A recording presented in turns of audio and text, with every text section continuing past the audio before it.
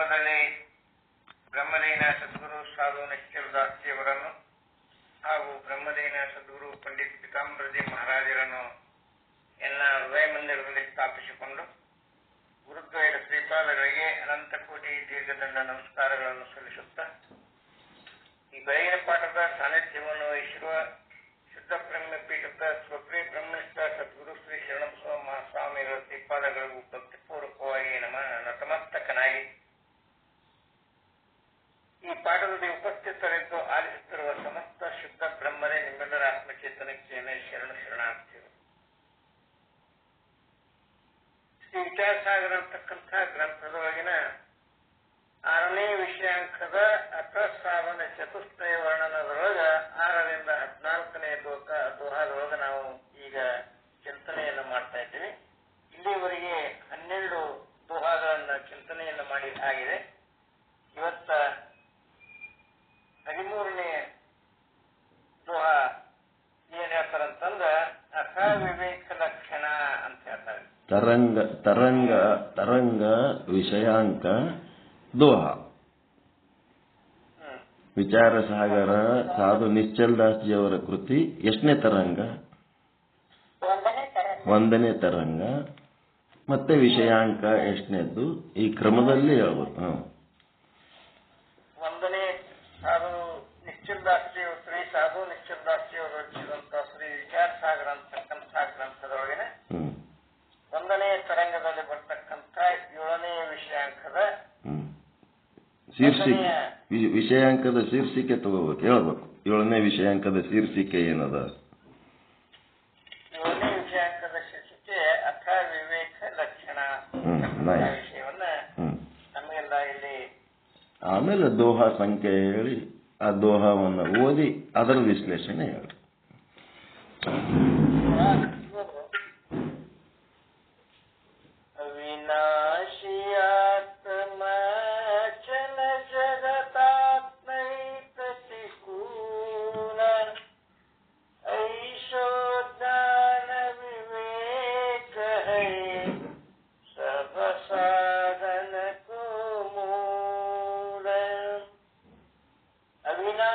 ಆತ್ಮ ಅಚಲ ಜಗತಾತ್ಮೈ ಪ್ರತಿಕೂಲ ಐಶೋಜ್ಞಾನ ವಿವೇಕ ಹೈ ಸಬ ಸಾಧನಕ್ಕೋ ಮೂಲ.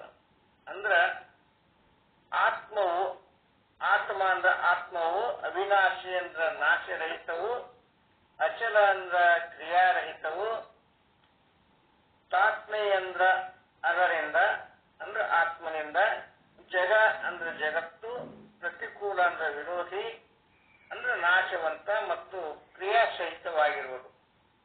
ಐಶೋ ಅಂದ್ರೆ ಈ ಪ್ರಕಾರದ, ಜ್ಞಾನ ಅಂದ್ರೆ ಜ್ಞಾನವು, ವಿವೇಕ ಅಂದ್ರೆ ವಿವೇಕವು, ಹೈ ಅಂದ್ರೆ ಇರುವುದು, ಸಬ್ ಅಂದ್ರೆ ಎಲ್ಲ, ಸಾಧನಕ್ಕೂ ಅಂದ್ರೆ ಸಾಧನಗಳಿಗೆ, ಮೂಲ ಅಂದ್ರೆ ಮೊದಲ, ಕರ್ಣವು ಮೊದಲ ಕಾರಣವು, ಹೈ ಅಂದ್ರೆ ಇರುತ್ತದೆ. ಆತ್ಮವು ನಾಶರಹಿತವು ಕ್ರಿಯಾರಹಿತವು ಆಗಿದೆ. ಅದರಿಂದ ಈ ಜಗತ್ತೇನದ ಪ್ರತಿಕೂಲ ಆಗಿರ್ತದೆ, ವಿರೋಧಿ ಆಗಿದೆ ಅಂದ್ರೆ ನಾಶ ಆಗ್ತದೆ. ಈ ಜಗತ್ತು ನಾಶ ಆಗ್ತದ ಮತ್ತು ಕ್ರಿಯಾಸಹಿತವಾಗಿದೆ, ಕ್ರಿಯೆ ನಡೀತದೆ, ಅದರ ಜಗತ್ತಿನಲ್ಲಿ ಕ್ರಿಯೆ ನಡೀತದ. ಈ ಪ್ರಕಾರ ಜ್ಞಾನ ಆಗುವುದಕ್ಕೆ ನಂತರ ವಿವೇಕ ಅಂತ ಹೇಳ್ತಾರೆ. ಎಲ್ಲಾ ಸಾಧನೆಗಳಿಗೆ ಮೂಲ ಕಾರಣ, ಮೊದಲ ಕಾರಣ ಯಾವುದು ಅಂತ ಈ ವಿವೇಕನೆ ಇರ್ತದ ಅಂತಕ್ಕಂಥ ವಿಷಯವನ್ನ ಈ ಒಂದು ದೋಹಾದಲ್ಲಿ ಪ್ರಸ್ತುತಪಡಿಸ್ತಾರೆ. ಟೀಕಾದವರು ಹೇಳ್ತಾರ, ಆತ್ಮ ಅವಿನಾಶಿ ಅಂದ್ರೆ ನಾಶರಹಿತವಾಗಿರುತ್ತದೆ ಮತ್ತು ಅಚಲ ಅಂದ್ರೆ ಕ್ರಿಯಾರಹಿತವಾಗಿರುತ್ತದೆ. ಮತ್ತು ಈ ಜಗತ್ತು ಆತ್ಮಕ್ಕಿಂತಲೂ ಏನದ ಪ್ರತಿಕೂಲ ಅದ, ಅಂದ್ರೆ ವಿಪರೀತ ಸ್ವಭಾವವುಳ್ಳಂತೆ ಇರುತ್ತದೆ, ವಿನಾಶಿ ಇರುತ್ತದೆ ಮತ್ತು ಚಲನ ಇರುತ್ತದೆ. ಈ ಜ್ಞಾನಕ್ಕೆ ಏನಂತಾರೆ ವಿವೇಕ ಅಂತ ಹೇಳಿ. ನಮ್ಮಲ್ಲಿರ್ತಕ್ಕಂಥ ಆತ್ಮ ಹುಟ್ಟುವುದು ಅಲ್ಲ, ಸಾಯುವುದು ಅಲ್ಲ. ಇದು ಏನದ ಅಂತಂದ್ರ ಹುಟ್ಟು ಸಾವುಗಳನ್ನು ಮೀರಿದಂಥ ನಿಶ್ಚಲವಾದಂತಹ ನಿಷ್ಕ್ರಿಯಾದಂತಹ ಒಂದು ಆತ್ಮದ ಅಚಲವಾಗಿ ನಮ್ಮೊಳಗದ. ಇದು ಯಾವ ಕ್ರಿಯೆಯನ್ನು ಮಾಡುವುದಿಲ್ಲ. ಇದು ಹೆಂಗದ ಅಂದ್ರೆ ಕೇವಲ ಸಾಕ್ಷಿ ರೂಪವಾಗಿದೆ. ಜೀವನು ಏನೇನ್ ಮಾಡ್ತಾನ ಅದನ್ನೆಲ್ಲ ನೋಡ್ಕೊಂತಿರ್ತದ. ಅದಕ್ಕ ಇದು ಕ್ರಿಯಾರಹಿತವಾಗಿದೆ. ಆದ್ರೆ ಈ ಜಗತ್ತು ಹಾಗಿಲ್ಲ. ಜಗತ್ತು ಹೆಂಗದಂದ್ರೆ ಪ್ರತಿ ಕ್ಷಣವು ಪರಿಣಾಮವನ್ನ ಮಾಡ್ತಾ ಇದೆ, ಕ್ರಿಯೆಯನ್ನ ಮಾಡ್ತಾ ಇದೆ. ಈಗಿದ್ದದ್ದು ಇನ್ನೊಂದು ಕ್ಷಣಕ್ಕೆ ಇರುವುದಲ್ಲ. ಬದಲಾವಣೆ ಆ ಜಗತ್ತಿಗೆ ಬದಲಾವಣೆಯನ್ನು ಆಗ್ತಾ ಹೋಗ್ತಾ ಇರ್ತದೆ. ಇದು ಆತ್ಮಕ್ಕಿಂತಲೂ ಪ್ರತಿಕೂಲ ಅದ. ಅಂದ್ರೆ ಆತ್ಮ ಯಾವ ರೀತಿ ಅಚಲ ಅದ, ಇದು ಚಲನವನ್ನ ಮಾಡ್ತದೆ ಜಗತ್ತು. ಆತ್ಮ ಅವಿನಾಶಿ ಅಂತ ಈ ಜಗತ್ತೇನದಂದ್ರೆ ವಿನಾಶ ಆಗ್ತದ. ಇದಕ್ಕ ಹುಟ್ಟು ಸಾವುಗಳದ. ಒಂದು ದಿವಸ ಈ ಜಗತ್ತು ಹುಟ್ಟದ ಅಂದ ಮೇಲೆ ಒಂದು ದಿವಸ ಇದು ನಾಶ ಆಗಿ ಹೋಗ್ತದೆ. ಆದ್ರೆ ಆತ್ಮ ಹಂಗಿಲ್ಲದು. ಅದಕ್ಕೆ ಹುಟ್ಟು ಇಲ್ಲ, ಸಾವು ಇಲ್ಲ. ಅದಕ್ಕೆ ಅವಿನಾಶಿ ಅದ. ಈ ಜಗತ್ತೇನದ ವಿನಾಶಿ ಅದ. ಇಲ್ಲಿ ಈ ರೀತಿಯಾಗಿ ಆತ್ಮಕ್ಕೂ ಮತ್ತು ಜಗತ್ತಿಗೂ ಇರುವಂತಹ ವ್ಯತ್ಯಾಸವನ್ನು ಏನ್ ತಿಳ್ಕೊಳ್ತೀವಲ್ಲ, ಆ ತಿಳ್ಕೊಳ್ಳೋ ಜ್ಞಾನಕ್ಕೆ ಏನಂತಾರಂದ್ರೆ ವಿವೇಕ ಅಂತ. ಈ ವಿವೇಕ ನಮ್ಮಲ್ಲಿ ಇದ್ರೆ ಎಲ್ಲ ಸಾಧನೆಯನ್ನು ಮಾಡಬಹುದು. ಎಲ್ಲ ಸಾಧನೆಗಳಿಗೂ ಏನದಂದ್ರೆ ವಿವೇಕನೇ ಬಹಳ ಮುಖ್ಯವಾದದ್ದು. ಈ ವಿವೇಕ ಸರ್ವ ಸಾಧನೆಗಳಿಗೂ ಮೂಲ ಆಗ್ಯದ. ಮೊದಲು ನಮಗೆ ವಿವೇಕ ಆದ್ರೇನೆ ಮುಂದೆ ವೈರಾಗ್ಯ ಬರ್ತದೆ. ಜಗತ್ತು ಹೆಂಗದ, ವ್ಯವಹಾರ ಅಂದ್ರೇನು, ಪಾರಮಾರ್ಥ ಅಂದ್ರೇನು ಅಂತಕ್ಕಂಥದ್ದು ತಿಳ್ಕೊಳ್ಳುವಂತಹ ವಿವೇಕ ನಮ್ಮಲ್ಲಿ ಇದ್ರೇನೆ ಇಲ್ಲಿ ವೈರಾಗ್ಯ ಬರ್ಲಿಕ್ಕೆ ಸಾಧ್ಯದ. ಇಂಥ ಉತ್ತಮವಾದಂತಹ ಸಾಧನೆಗಳು ಉಂಟಾಗ್ತವ. ವಿವೇಕ ಇಲ್ಲದಿದ್ರ ವೈರಾಗ್ಯಾದಿ ಉತ್ತರ ಸಾಧನೆಗಳು ನಮಗೆ ದೊರಕೋದಿಲ್ಲ. ಯಾಕಂದ್ರೆ ವಿವೇಕನೇ ಇರುವುದಿಲ್ಲ. ಸಾರಾಸಾರ ಯಾವುದು ಒಳ್ಳೆಯದು, ಯಾವುದು ಕೆಟ್ಟದ್ದು, ಯಾವುದು ದುರ್ಮಾರ್ಗ, ಯಾವುದು ಸುಮಾರ್ಗ ಅಂತಕ್ಕಂಥದ್ದು ಚಿಂತನೆ ಮಾಡುವಂತಹ ವಿವೇಕನೇ ನಮ್ಮಲ್ಲಿಲ್ಲ ಅಂತಂದ್ರ ನಮಗ ಈ ವೈರಾಗ್ಯ ಬರ್ಲಿಕ್ಕಂತೂ ಸಾಧ್ಯನೇ ಇಲ್ಲ. ಅದಕ್ಕ ವೈರಾಗ್ಯ, ಶಮಾಧಿ, ಷಟ್ ಸಂಪತ್ತಿ, ಶಮೆ ಧಮೆ ಅಂತೇನ ಷಟ್ ಸಂಪತ್ತಿಗಳದಾವಲ್ಲ ಅವು ಮತ್ತು ಮುಮುಕ್ಷುತ, ಇವುಗಳ ಕಾರಣ ಯಾವುದು ಅಂತಂದ್ರ ಈ ವಿವೇಕನೇ ಐತಿ. ಈ ವಿವೇಕ ಇದ್ರೆ ಇವೆಲ್ಲ ಮಾರ್ಗಗಳನ್ನು ನಾವು ಮುಂದೆ ಅರಸಿಕೊಂಡು ಮುಂದಿನ ಹೆಜ್ಜೆ ಇಡ್ಲಿಕ್ಕೆ ಸಾಧ್ಯ ಅಂತಕ್ಕಂಥದ್ದನ್ನು ಈ ದೋಹಾದೊಳಗೆ ನಮಗೆ ತಿಳಿಕೊಡ್ತಾರೆ. ಇಲ್ಲಿ ಟಿಪ್ಪಣಿ 12 ಹೇಳ್ತಾರೆ, ಇಲ್ಲಿ ಶಂಖ ಇರುತ್ತದೆ. ಇಲ್ಲಿ ಒಂದು ಸಂಶಯವನ್ನು ವ್ಯಕ್ತಪಡಿಸ್ತಾರೆ. ವಿಜಿಗಿಸು ಅಂದ್ರೆ ಅನ್ಯರನ್ನು ಜಯಿಸುವಂತ ಇಚ್ಛೆಯುಳ್ಳವರಿಗೆ ವಿಜಿಗಿಸು ಅಂದ್ರೆ ಇವ ಒಬ್ಬ ಋಷಿ ಪಂಡಿತ ಇರ್ತಾನೆ. ಯಾವ ವಿಜಿಗಿಸು ಅಂತಕ್ಕಂಥ ಯಾವ ಪಂಡಿತನಿರುವನೋ ಅವನಿಗೂ ಕೂಡ ಆತ್ಮ ನಿತ್ಯನಿರುವನು ಮತ್ತು ಆತ್ಮನಿಂದ ಭಿನ್ನವಾದ ದೇಹಾದಿ ಪ್ರಪಂಚ ರೂಪ ಅನಾತ್ಮವು ಅನಿತ್ಯವಿರುತ್ತದೆ. ಈ ಪಂಡಿತನಿಗೆ ಏನಂತ ಆತ್ಮ ನಿತ್ಯ ನಿರವಯವನು. ಅವನು ಅವಯವ ಇಲ್ಲದವನಾಗಿದ್ದಾನೆ, ನಿತ್ಯನಾಗಿದ್ದಾನೆ. ಮತ್ತು ಆತ್ಮನಿಂದ ಭಿನ್ನವಾದಂತಹ ಈ ದೇಹಾದಿ ಪ್ರಪಂಚ ರೂಪ ಅನಾತ್ಮ ಇರ್ತದೆ. ಈ ದೇಹದ ಆತ್ಮನಿಂದ ಭಿನ್ನವಾಗಿರ್ತಕ್ಕಂತಹ ಬೇರ್ಪಡಿಸಲ್ಪಟ್ಟಂತಹ ಈ ದೇಹ ಏನದ, ಈ ದೇಹ ಆಗಲಿ ಈ ಪ್ರಪಂಚ ರೂಪದ ಜಗತ್ತಾಗಲಿ ಏನದ ಇವು ಅನಿತ್ಯವಾಗಿರ್ತವು ಅಂತಕ್ಕಂಥ ಆಕಾರವುಳ್ಳ ವೇದಜ್ಞಾನ ರೂಪವಾದಂತ ವಿವೇಕವು ಆಗಿರ್ತದೆ. ಆತ್ಮನೇ ಬೇರೆ, ಪ್ರಪಂಚವೇ ಬೇರೆ, ದೇಹಾದಿ ಪ್ರಪಂಚ ರೂಪ ಅನಾತ್ಮವು ಅನಿತ್ಯವಿರುತ್ತದೆ ಅಂತಕ್ಕಂಥ ಭೇದವನ್ನು ಇಲ್ಲಿ ವ್ಯಕ್ತಪಡುತ್ತಾರೆ. ಆ ವಿವೇಕಕ್ಕೂ ಅದೇ ಆಗ್ಯದಲ್ಲ, ವೇದಜ್ಞಾನವೂ ವಿವೇಕನೇ ಇಲ್ಲ ಅಂತ ಇಲ್ಲಿ ಹೇಳ್ತಾರೆ. ಈ ವಿವೇಕವು ವೈರಾಗ್ಯವೇ ಮೊದಲಾದಂತ ಉತ್ತರ ಸಾಧನೆಗಳಿಗೆ ಏಕೆ ಕಾರಣ ಆಗುವುದಿಲ್ಲ. ಇಲ್ಲಿನೂ ವಿವೇಕನೇ ಅದ, ಭೇದವನ್ನು ಎಣಿಸುವುದರೊಳಗೂ ವಿವೇಕನೇ ಅದ. ಆದ್ರೆ ಇದ್ಯಾಕ ವೈರಾಗ್ಯ ಸಾಧನವು ವೈರಾಗ್ಯಕ್ಕೆ ಯಾಕೆ ಕಾರಣ ಆಗುವುದಿಲ್ಲ? ಇದು ಅದಕ್ಕೆ ಇದು ಸಮಾಧಾನ ಏನ್ ಹೇಳ್ತಾರೆ ಇದಕ್ಕಂದ್ರೆ, ಮೇಲೆ ಹೇಳಿದ ವಿಜಿಗಿಷು ಪಂಡಿತನಿಗೆ ಒಂದು ವೇಳೆ ಶಾಸ್ತ್ರದ ಅಭ್ಯಾಸದಿಂದ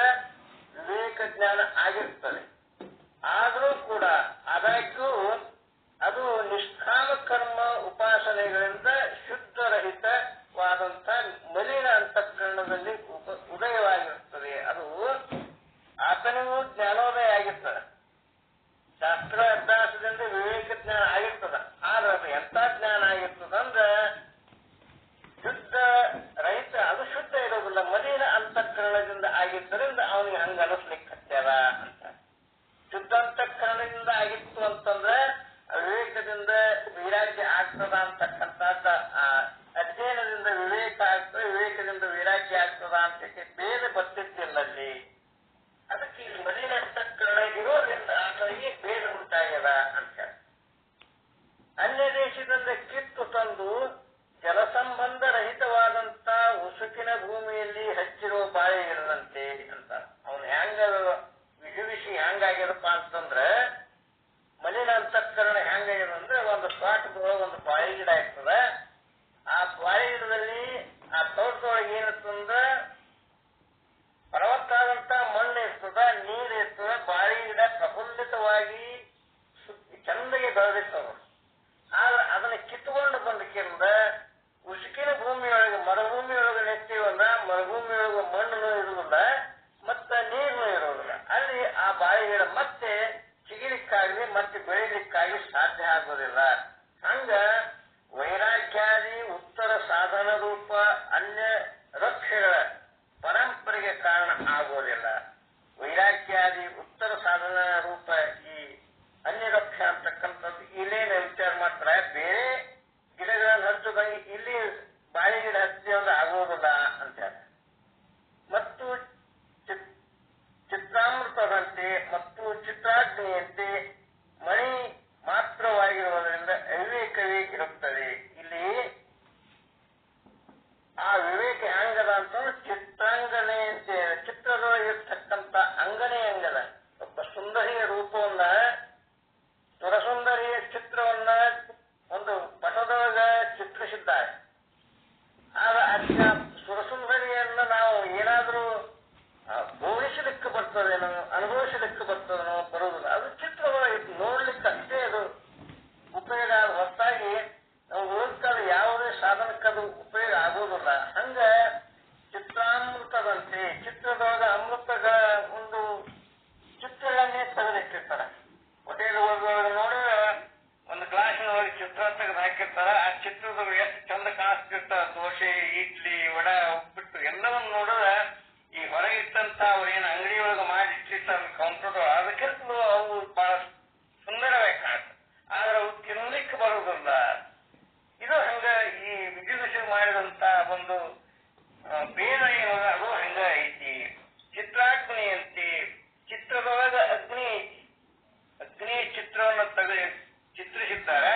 ಆ ಅಗ್ನಿಯಿಂದ ಯಾವುದೇ ಬೆಳಕನ್ನು ಆಗುವುದಿಲ್ಲ, ಮತ್ತೊಂದು ವಸ್ತುವನ್ನು ಸುಡುವುದಿಲ್ಲ, ಅದರಿಂದ ಶಾಖ ಉತ್ಪನ್ನ ಆಗುವುದಿಲ್ಲ.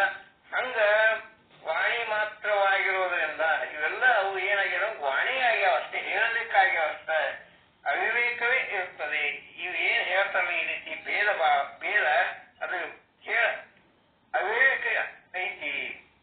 ಶುದ್ಧಿಯುಕ್ತವಾದಂತಹ ಅಂತಃಕರಣದೊಳಗೆ ಉದಯವಾದಂತಹ ಯಾವ ವಿವೇಕವಿರೋದೋ ಅದು ಜಲಸಹಿತವಾದಂತ ಉತ್ತಮ ಹಚ್ಚಿರುವ ಬಾಳೆ ಗಿಡದಂತೆ ವೈರಾಗ್ಯಾದಿ ಉತ್ತರ ಸಾಧನ ರೂಪವಾದಂತ ಅನ್ಯ ವೃಕ್ಷಗಳ ಪರಂಪರೆಗೆ ಕಾರಣವಾಗುತ್ತದೆ.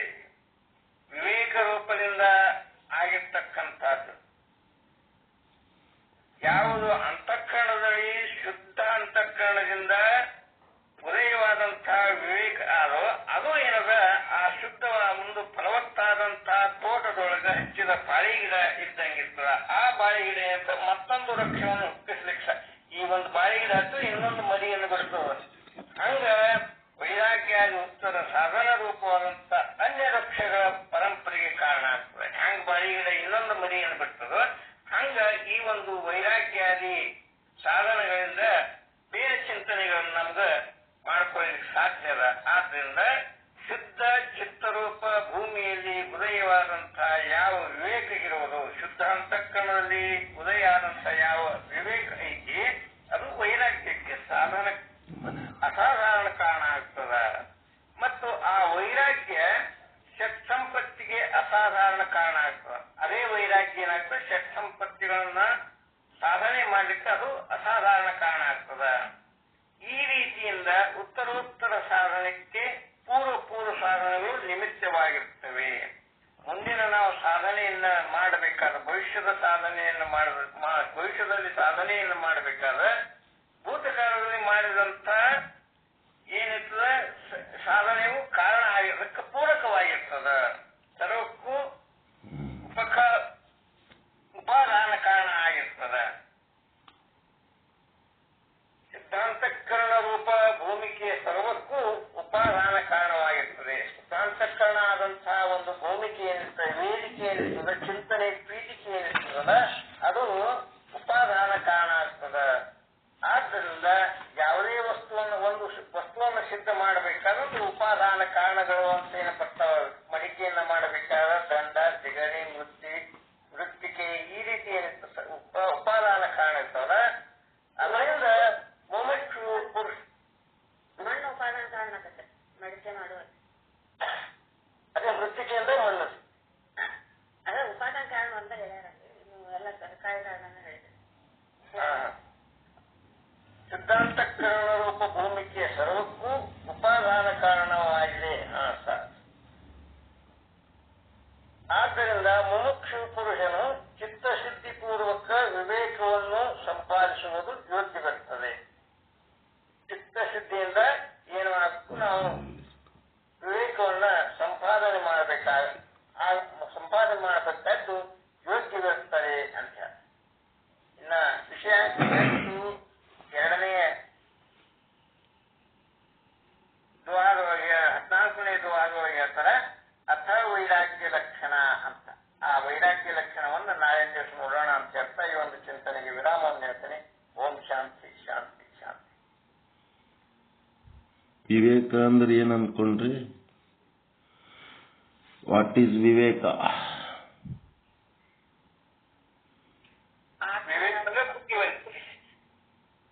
ವಿವೇಕ ಅಂದ್ರೆ ಆತ್ಮ ಅನಾತ್ಮ, ಸತ್ತು ಅಸತ್ತು, ಚಿತ್ತು ಅಚಿತ್ತು, ಆನಂದ ದುಃಖ, ನಿತ್ಯ ಅನಿತ್ಯ, ಪರಿಪೂರ್ಣ ಅಪೂರ್ಣ, ಏಕ ಅನೇಕ ಇವುಗಳನ್ನು ಬೇರ್ಪಡಿಸಿ ತಿಳಿದುಕೊಳ್ಳುವುದಕ್ಕೆ ವಿವೇಕ ಅಂತಾರೆ. ಧರ್ಮ ಅಧರ್ಮ. ಈಗ ನಾವು ಮಾತಾಡ್ತೀವಲ್ರಿ, ಈಗೇನು ಮಾತಾಡ್ಲಕತ್ತೀವಲ್ಲ, ಈ ಮಾತಾಡೋದ್ರಾಗ ಯೋಗ್ಯ ಅಯೋಗ್ಯ, ಉಚಿತ ಅನುಚಿತ, ಅವಿವೇಕ ಇತ್ತು ಅಂತಂದ್ರೆ ಏನ್ ಮಾಡ್ತೀವಿ? ಅನುಚಿತವಾದ ಮಾತುಗಳನ್ನು ಆರಾಮಾಗಿ ಮಾತಾಡ್ಬಿಡ್ತೀವಿ. ಯೋಗ್ಯವಾದ ಮಾತುಗಳನ್ನ, ಅಯೋಗ್ಯವಾದ ಮಾತುಗಳು ಯಾವುವು, ಯೋಗ್ಯವಾದ ಮಾತುಗಳು ಯಾವುವು, ಯೋಗ್ಯವಾದ ಕೆಲಸ ಯಾವುವು, ಅಯೋಗ್ಯವಾದ ಕೆಲಸ ಯಾವುವು, ಯೋಗ್ಯವಾದ ಭಾವನೆಗಳು ಯಾವುವು, ಅಯೋಗ್ಯವಾದ ಭಾವನೆಗಳು ಯಾವುವು, ಯೋಗ್ಯವಾದ ಆಲೋಚನೆಗಳು ಯಾವುವು, ಅಯೋಗ್ಯವಾದ ಆಲೋಚನೆಗಳು ಯಾವುವು, ಇವುಗಳನ್ನು ಬೇರ್ಪಡಿಸಿ ತಿಳಿದುಕೊಳ್ಳುವುದೇ ವಿವೇಕ. ಆತ್ಮ ಅನಾತ್ಮ ಇದನ್ನ ಬೇರ್ಪಡಿಸಿ ತಿಳಿದುಕೊಳ್ಳುವುದೇ ವಿವೇಕ.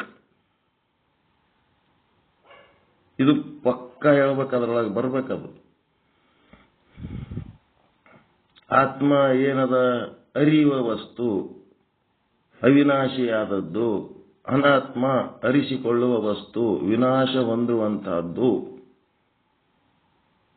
ಈ ರೀತಿ ವಿವೇಕ ಆಗಿದ್ದರೆ ನಮಗೇನಾಗ್ತದಂತಂದ್ರ ಮುಂದ ಯಾವುದು ಯೋಗ್ಯ ಆದ ಅದನ್ನ ಹಿಡ್ಕೊಂಡು ಯಾವುದು ಅಯೋಗ್ಯ ಆದ ಅದನ್ನ ತ್ಯಜಿಸುವಂತ ದಾರಿ ಸಿಗ್ತದೆ. ಅದಕ್ಕೆ ವೈರಾಗ್ಯ ಅಂತಾರ. ಕಾವಿಗೆ ಸುತ್ತಕೊಂಡು ಲಂಗುಟಿ ಹಾಕೊಂಡು ದೊಡ್ಡ ದೊಡ್ಡ ರುದ್ರಾಕ್ಷಿ ಹಾಕೊಂಡು ಓಡಾಡಿದ್ರೆ ಅದಕ್ಕೆ ವೈರಾಗ್ಯ ಅನ್ನಲ್ಲ. ಅದಕ್ಕೆ ಒಳ್ಳೆಯದನ್ನ ಹಿಡ್ಕೊಂಡು ಕೆಟ್ಟದ್ದನ್ನ ಬಿಡವನಿಗೆ ವಿರಾಗಿ ಅಂತಾರ. ಅಕ್ಕಿ ಹಸನ್ ಮಾಡ್ದಂಗ ವಿವೇಕ ಅಂದ್ರೆ ಅಕ್ಕಿ ಹಸನ್ ಮಾಡ್ದಂಗ. ಅಕ್ಕಿ ಹಸನ್ ಮಾಡಿದ್ರ ಅಕ್ಕಿ ಮತ್ತು ಕಸ ಕಲ್ಲ ಸೆಪರೇಟ್ ಮಾಡ್ತೀರಾ ಇಲ್ಲ? ಅಕ್ಕಿ ಹಸನ್ ಮಾಡಾಗ ಅಕ್ಕಿ ಮತ್ತು ಕಲ್ಲ ಸೆಪರೇಟ್ ಮಾಡ್ತೀರಾ ಇಲ್ಲ? ಈಗಂತೂ ಎಲ್ಲ ಹೊಸ ಇವು ಬಂದ್ಬಿಟ್ಟವ. ಧಾನ್ಯಗಳು, ಕೈಪಲ್ಯ ಏನಾರ ತಂದ್ರ ನಿಮ್ಗೆ ಏನ್ ಬೇಕೋ ಅದು ತಗೋತೀರಿ, ಬೇಡಾದ ಕಸ ಸೆಪರೇಟ್ ಮಾಡ್ತಿರಲ್ಲ.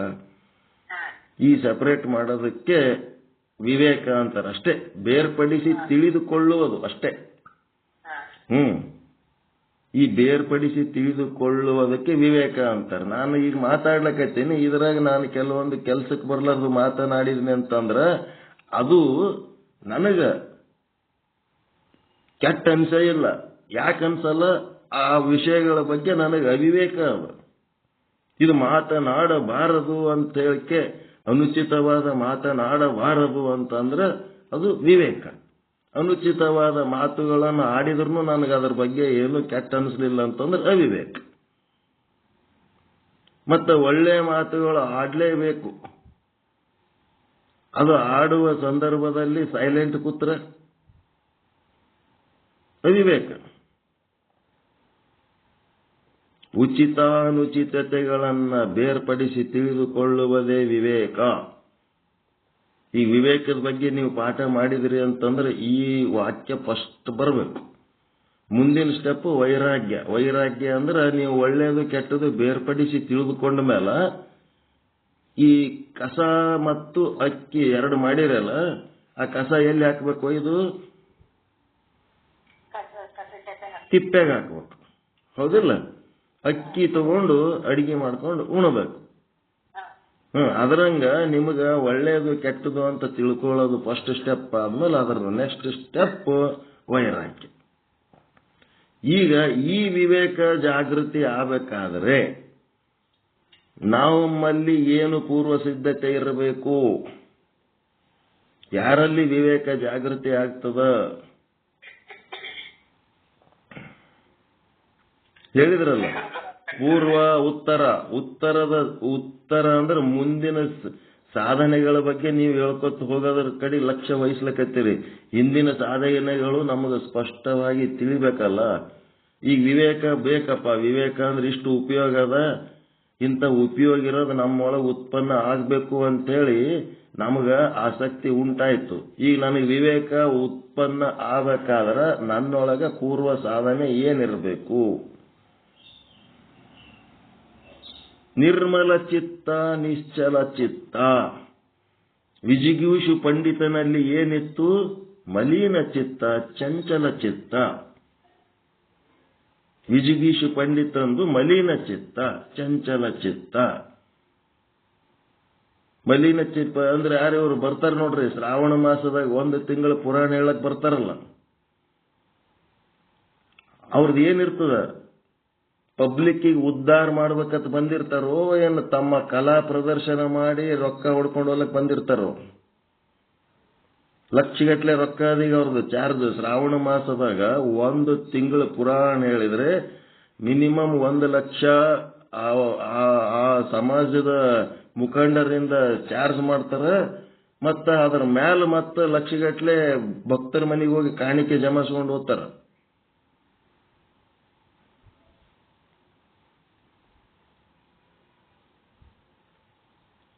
ಅವ್ರ ಲಕ್ಷ್ಯ ರೊಕ್ಕದ ಕಡೆ ಇರ್ತದೋ ಏನು ಸಮಾಜ ಉದ್ಧಾರದ ಕಡೆ ಇರ್ತದೋ ಹೇಳ್ರಿ? ರೊಕ್ಕದ ಕಡೆ ಇರ್ತದ. ಸಮಾಜ ಉದ್ಧಾರ ಮಾಡ್ಬೇಕಂತ ಒಬ್ಬ ಮಠಾಧೀಶ ಆ ಮಠಕ್ಕ ಏನಾಗಿರ್ತಾನ? ಅಧಿಕಾರ ತಗೊಂಡಿರ್ತಾನ. ಆತನ ಆಶೀರ್ವಾದ ವಾಣಿಯಿಂದ ಸಮಾಜ ಉದ್ಧಾರ ಆಗ್ತದೆ ಹೊರತು ಯಾರು ಆಶೀರ್ವಾದ ಮಾಡಬೇಕು, ಆಶೀರ್ವಚನ ಮಾಡಬೇಕು ಅವರು ಗಪ್ ಕೂತಿರ್ತಾರ. ಆ ತಪಸ್ವಿ ಮಾತಿನಿಂದ ಸಮಾಜ ಉದ್ಧಾರ ಆಗ್ತದ, ಅವರು ಗಪ್ ಕೂತಿರ್ತಾರ. ಯಾರು ರೊಕ್ಕಕ್ಕೆ ಬಂದಿರ್ತಾರ ಅವ್ರು ಹೇಳ್ತಿರ್ತಾರೆ ವಿಜಿಗೀಷು ಪಂಡಿತರ ಪ್ರವಚನ. ಅಲ್ಲಿ ಏನಿರ್ತದ? ಎಲ್ಲಿದೋ ತಗೊಂಡು ಬಂದು ಯಾರಿಗೋ ಹೇಳ್ಕೊತ್ ಕೂತಿರ್ತಾರ. ಯಾರ್ದೋ ಒಂದು ಪುರಾಣ ತಗೊಂಡು, ಯಾರೋ ಬರ್ದದ್ದು ತಗೊಂಡು ಯಾರಿಗೋ ಹೇಳ್ಕೊತ್ ಕೂತಿರ್ತಾರ. 30 ವರ್ಷ ಪುರಾಣ ಕೇಳಿನಿ, 40 ವರ್ಷ ಪುರಾಣ ಕೇಳಿನಿ, ಏನ್ ಕೇಳಿದ್ರು ಒಳಗ್ ವಿವೇಕನೇ ಉದಯ ಆಗಿಲ್ಲ. ಇವೆಲ್ಲ ಕೊರತೆಗಳು. ಈ ವಿವೇಕ ಉದಯ ಆಗ್ಬೇಕಾದ್ರೆ ನಿರಂತರ ಸತ್ಸಂಗ ಬೇಕು. ಮತ್ತೀಗೇನ್ ಹೇಳಿದ್ರು? ವಿಜಿಗೀಷ ಪಂಡಿತಂದು ಮಲಿನ ಚಿತ್ತ, ಚಂಚಲ ಚಿತ್ತ. ಆಮೇಲೆ ಏನಾಯ್ತು? ಮಲಿನತೆ ಅಂದ್ರೆ ಯಾವುವು? ಚಿತ್ತದೊಳಗಿನ ಮಲಿನತೆಗಳಂದ್ರೆ ಯಾವುವು? ಅಜ್ಞಾನ, ಅಸ್ಮಿತೆ, ರಾಗ, ದ್ವೇಷ, ಅಭಿನಿವೇಶ. ಏನು ಅಜ್ಞಾನ? ಅವಿದ್ಯೆ ಅಂದ್ರೆ ಏನು? ದುಃಖದಲ್ಲಿ ಸುಖ ಬುದ್ಧಿ. ಸಂಸಾರದಾಗ ಸುಖ ಅದಂತ ತಿಳ್ಕೊಂಡಿವಿ, ಅದು ನಿಜವಾಗಿ ವಿಚಾರ ಮಾಡಿ ನೋಡಲಾಗಿ ಎಲ್ಲ ದುಃಖನೇ ಅದ. ದುಃಖನೇ ಸುಖವೆಂಬರು ಅವಿವೇಕಿಗಳು. ಯಾರು ಹೇಳ್ಯಾರ? ನಿಜಗುಣ ಶಿವಯೋಗಿಗಳು ಹೇಳ್ತಾರ. ಎಲ್ಲ ದುಃಖನೇ ಅದ, ಆರಾಮದ ಏನ್ ಸಂಸಾರದಾಗ. ಮತ್ತೆ ಅನಾತ್ಮದಲ್ಲಿ ಆತ್ಮಬುದ್ಧಿ, ದೇಹ ಅನ್ನೋದು ಇದು ಅನಾತ್ಮ. ಇದನ್ನೇ ನಾವು ಆತ್ಮ ಅಂತ ತಿಳ್ಕೊಂಡಿವಲ್ಲ, ಇದು ಅವಿವೇಕ. ಮತ್ತೆ ಅನಿತ್ಯದಲ್ಲಿ ನಿತ್ಯ ಬುದ್ಧಿ, ಈ ಶರೀರ ಅನಿತ್ಯವಾಗ್ಯದಿದು, ಇದು ಶಾಶ್ವತವಾಗಿಲ್ಲ. ಅದನ್ನೇ ನಾವು ಬದುಕೋದು ಎಷ್ಟು ಮ್ಯಾಕ್ಸಿಮಮ್ ಬದುಕಿದ್ರೆ ಒಂದು 100 ವರ್ಷ ಬದುಕಬಹುದು. ಆದ್ರೆ ನಮ್ಮ ಒಳಗಿನ ಆಸೆ ಎಷ್ಟದ ಅಂದ್ರೆ 1000 ವರ್ಷ ಬದುಕಷ್ಟು ನಮ್ಮ ಆಸೆ, ಅಷ್ಟು ಜಮಿಸ್ಬೇಕಂತೀವಿ. ಮತ್ತೆ ಅಶುಚಿಯಲ್ಲಿ ಶುಚಿ ಬುದ್ಧಿ, ಸಂಸಾರದಲ್ಲಿ ಹೊಲಸನ್ನೇ ಬಹಳ ಸ್ವಚ್ಛ ಅಂತ ಪವಿತ್ರ ಅಂತೇಳಿ ಭೋಗಿಸ್ತಿರ್ತೀವಿ. ಮತ್ತೆ ಈ ರೀತಿ ಅವಿದ್ಯೆ ಅನ್ನೋದು 4 ಪ್ರಕಾರದ ಅವಿದ್ಯೆಗಳು. ಯಾವ್ಯಾವು? ದುಃಖದಲ್ಲಿ ಸುಖ, ಅನಾತ್ಮದಲ್ಲಿ ಆತ್ಮ, ಅನಿತ್ಯದಲ್ಲಿ ನಿತ್ಯ, ಅಶುಚಿಯಲ್ಲಿ ಶುಚಿ. ಇವೇ ಅವಿದ್ಯೆ. ಮತ್ತೇನು? ತನ್ನ ಸ್ವರೂಪ ಬ್ರಹ್ಮನೇ ತಾನದನ, ಪರಮಾತ್ಮನೇ ತಾನದನ. ತನ್ನ ಸ್ವರೂಪವನ್ನ ಮರೆತು ತಾನು ಜಡ ದೇಹಾಭಿಮಾನಿಯಾಗಿ ಜೀವ ಅನ್ನಿಸ್ಕೊತಾನ. ಇದೆಲ್ಲ ಅವಿದ್ಯೆ. ನಿಮ್ಗೇನೇನು ನಿಮ್ಮ ಅನುಭವಕ್ಕೆ ಇನ್ನ ಏನೇನು ಬರ್ತವೆ ಅವಿದ್ಯೆಗಳು, ಅವೆಲ್ಲ ಹೇಳ್ಕೊತ ಹೋಗ್ಬೇಕು. ಮತ್ತೆ ಅಸ್ಮಿತೆ ಅಂತಂದ್ರೆ ನಾನು ನಾನು ನಾನು ಆ ಪರಮಾತ್ಮನಿಂದ ಭಿನ್ನವಾಗಿ ನಾನು ಅಂತಂದದಲ್ಲ, ಆ ನಾನು ಇದ್ದುದಕ್ಕೆ ನನ್ನದು ಆ ಪರಮಾತ್ಮನ ರಾಜ್ಯದೊಳಗಿರುವ ಪದಾರ್ಥಗಳಾಗ ನನ್ನವು ಒಂದು ತೆಕ್ಕೆಗೆ ಬಿದ್ದು ಬರೀ ಅದೇ ಮಾಡ್ಕೋತ ಅದನ್ನೇ ಜಮಾ ಮಾಡ್ಕೋತ 100 ವರ್ಷ ಜೀವನ ಮಾಡಿಬಿಡ್ತಾನೆ. ನಾನು ನನ್ನದು ಅಸ್ಮಿತೆ. ರಾಗ ದ್ವೇಷ, ಯಾರು ಸ್ವಲ್ಪ ಅನುಕೂಲ ಅದರ ಅವ್ರ ಜೊತೆಗೆ ರಾಗ, ಯಾರು ಅನಾನುಕೂಲ ಅದರ ಅವ್ರ ಜೊತೆಗೆ ದ್ವೇಷ. ಅಭಿನಿವೇಶ ಅಂತಂದ್ರೆ ಅದು ಮರಣ ಭಯ. ಏನು ಯಾವಾಗ ನಾವು ಹಾಳಾಗಿ ಹೋಗ್ತೀವೋ ಅಂತೇಳಿ ಒಂದು ಅಭಿಮಾನ ಪಟ್ಕೊಂಡು ಇರ್ತೀವಿ, ಅಲ್ಲಿ ಭಯನೂ ಅದ. ಯಾವಾಗ ನಾವು ಹಾಳಾಗಿ ಹೋಗ್ತೀವೋ, ಯಾವಾಗ ನಾಶ ಆಗ್ತದೋ ಅನ್ನೋದ್ರ ಸಲುವಾಗಿ ಎಷ್ಟೊಂದು ಇನ್ಶೂರೆನ್ಸಿನ ರೊಕ್ಕ ಕಟ್ತಾರ, ಎಷ್ಟೊಂದು ಬದುಕು ಇಲ್ಲಿ ಶಾಶ್ವತವಾಗಿ ಇಟ್ಕೋಬೇಕಂತಾರ. ಇವೆಲ್ಲ ಏನದವ? ಒಂದಲ್ಲ ಎರಡಲ್ಲ.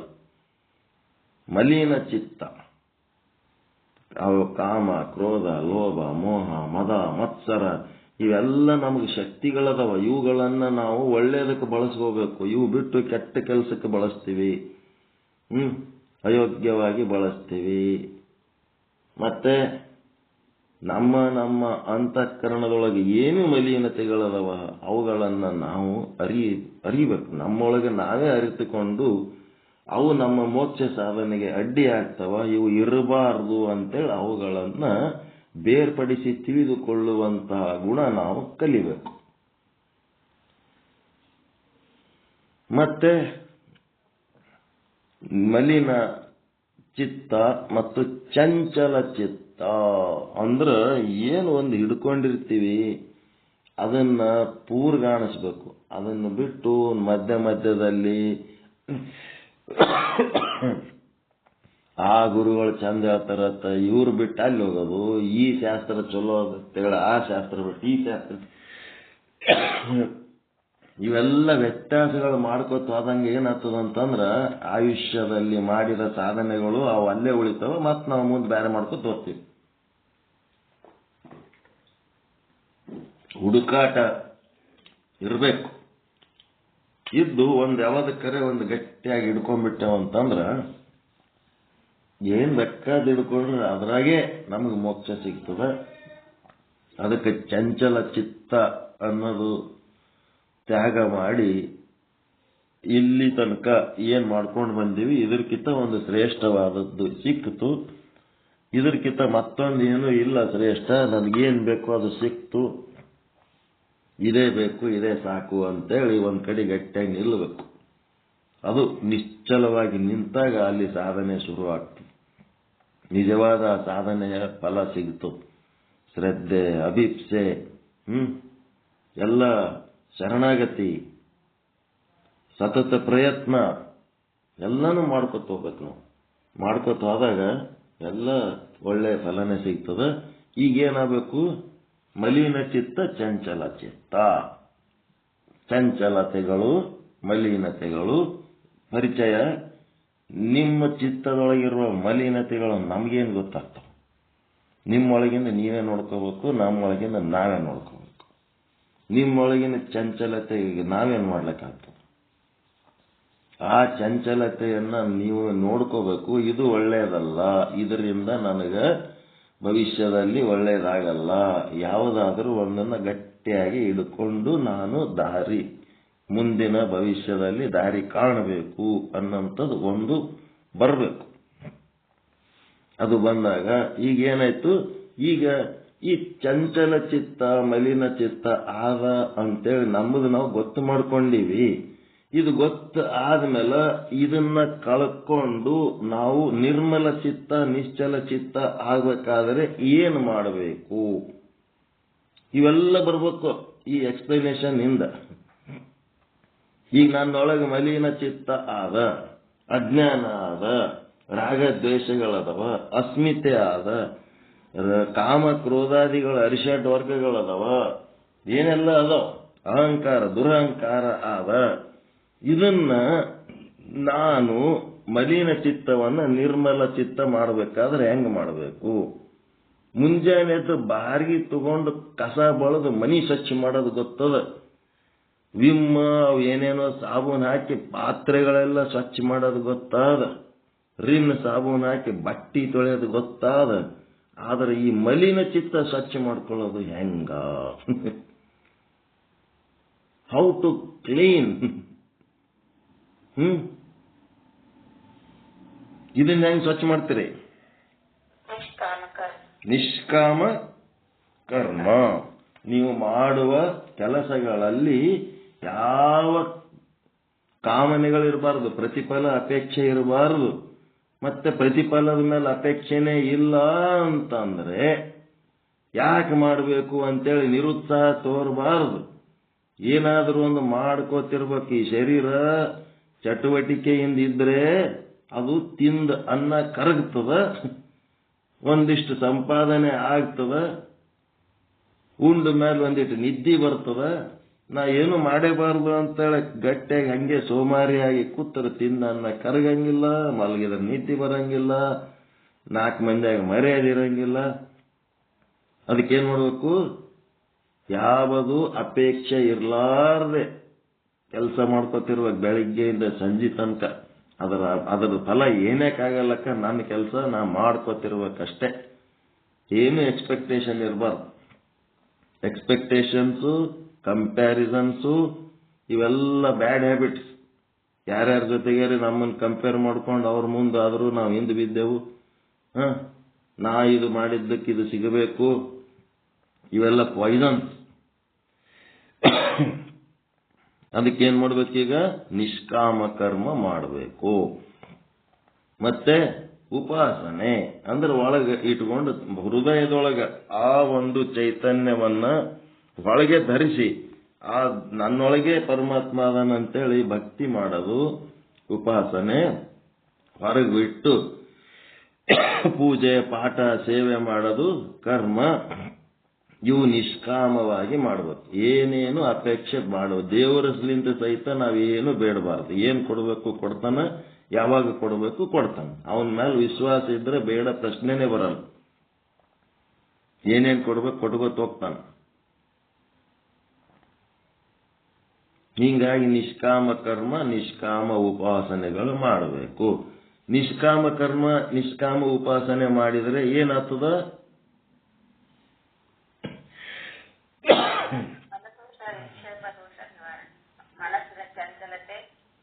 ನಿರ್ಮಲ ಚಿತ್ತ ನಿಶ್ಚಲ ಚಿತ್ತ ಸಿದ್ಧಿ ಆಗ್ತದ.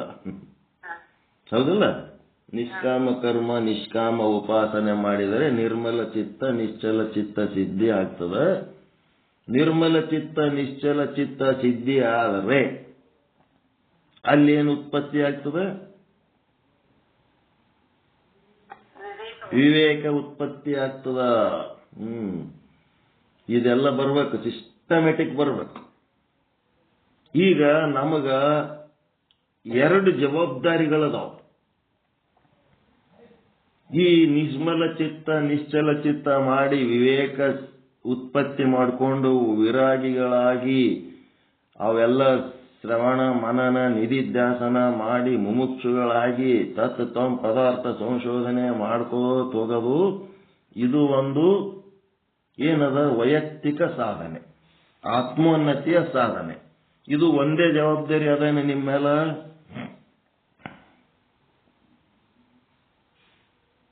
ಇದೇ ಮಾಡ್ಕೊತ್ ಕುಂದಿರ್ಲಕ್ಕ ಇದು ಒಂದೇ ಅದ ಜವಾಬ್ದಾರಿ ನಿಮಗ. ಗೃಹಸ್ಥರಿದಿರ ಇಲ್ಲ, ಗೃಹಸ್ಥರದಿರಿ, ಹಿಂದೆ ಸಂಸಾರದ ಹೆಂಡ್ರ ಮಕ್ಕಳ ಜವಾಬ್ದಾರಿ ಹೊತ್ತೀರಿ ಅಂತ ಅಂದ್ಮೇಲೆ ನಿಷ್ಕಾಮ ಕರ್ಮ ಮಾಡಿ ಬರೀ ಮೋಕ್ಷ ಮಾಡ್ಕೋತೇವಾದ್ರ ಸಕಾಮ ಕರ್ಮ ಯಾರು ಮಾಡ್ಬೇಕು? ಸಕಾಮ ಕರ್ಮನು ಮಾಡ್ಬೇಕಾ ಬೇಡ ಈಶ್ವರನಿಗೆ? ಸಕಾಮ ಕರ್ಮ ಅಂತಂದ್ರೆ ಇಷ್ಟಲಿಂಗಾರ್ಚನೆ, ನಿಷ್ಕಾಮ ಕರ್ಮ ಅಂತಂದ್ರೆ ಜಂಗಮಾರ್ಚನೆ. ತಿಳ್ಕೋರಿದು. ನೀವು ಎಷ್ಟು ಲಿಂಗ ಹಾಡಿದಡೆನ್ನ ಒಡೆಯನ ಹಾಡುವೆ, ಬೇಡಿದಡೆನ್ನ ಒಡೆಯನ ಬೇಡುವೆ. ಲಿಂಗ ಪೂಜಾ ಮಾಡಿ ಲಿಂಗಯ್ಯಗ ನೀವೇನ್ ಬೇಡ್ತೀರಿ ಕೊಡ್ತಾನೋ. ಬೇರೆ ಯಾರ್ಯಾರಿಗಾರ ಕೇಳ್ಕೊತಾದ್ರೆ ಯಾರು ಕೊಡ್ತಾರ? ಲಿಂಗ ಪೂಜೆ ಮಾಡ್ಕೊಂಡು ಲಿಂಗಯ್ಯಗ ಕೇಳಿದ್ರೆ ಲಿಂಗಯ್ಯನ ಒಬ್ಬನ್ನೇ ಕೇಳ್ಬೇಕು. ಕಂಡೀಷನ್ ಬೇರೆ ಬೇರೆ ಏನೇನಾರ ಎಲ್ಲೆಲ್ಲರಿ ಬೇಡ್ಕೊತ ಹೋಗಿ 10 ದೇವ್ರ ಸಂಗಟ ಲಿಂಗಯ್ಯಗ ಒಬ್ಬನಿಗೆ ಮಾಡಿದ್ರೆ ಅವ ಏನು ಕೊಡಲ್ಲ. ಅವನು ಒಬ್ಬನ್ ಬಿಟ್ರೆ ಬೇರೆ ಏನು ಪೂಜೆ ಮಾಡಬಾರ್ದು. ಇಷ್ಟಲಿಂಗ ನಿಷ್ಠೆ ಇಟ್ಕೊಂಡು ಇಷ್ಟಲಿಂಗ ಪೂಜೆ ಮಾಡಿ ಏನಂತನ ಕೆಟ್ಟ ಮಾತು ಆಡಬೇಡ್ರಿ, ಕೆಡೆ ನಡೆಯದೆ ಕೆಡೆ ನುಡಿಯದೆ ಅನ್ಯವ ಪ್ರತಿಪಾದಿಸದಿದ್ದಡೆ. 3 ಸೆಂಟೆನ್ಸ್ ಅಲ್ಲಿ ಯಾವ್ದ್ಯಾವುದು? ಒಂದು ಕೆಡೆ ನಡೆಯದೆ, ಕೆಟ್ಟ ರೀತಿ ನಡ್ಕೋಬಾರ್ದು, ಒಳ್ಳೆ ನಿಯತ್ತಲಿಂದ ಜೀವನ ಮಾಡಬೇಕು. ಮತ್ತೆ ಯಾರಿಗೂ ಕಷ್ಟ ನಷ್ಟ ಅಪಮಾನ ಹಿಂಸೆ ಮಾಡಬಾರ್ದು. ತಾನು ಒಳ್ಳೆ ಸದ್ಗೃಹಸ್ಥನಾಗಿ ದುಶ್ಚಟಗಳು ಇಟ್ಕೊಂಡು ಹಾಳು ಮಾಡಂತ ಗುಣ ಇರಬಾರ್ದು. ಚಲೋ ಮನುಷ್ಯ ಆಗಿ ಒಳ್ಳೆ ಸಂಸಾರ ನಡೆಸ್ಕೊಂಡು ಹೋಗಾವಿರಬೇಕು. ಕೆಡೆ ನಡೆಯದೆ, ಕೆಡೆ ನುಡಿಯದೆ, ಕೆಟ್ಟ ಮಾತುಗಳು ಆಡಬಾರ್ದು.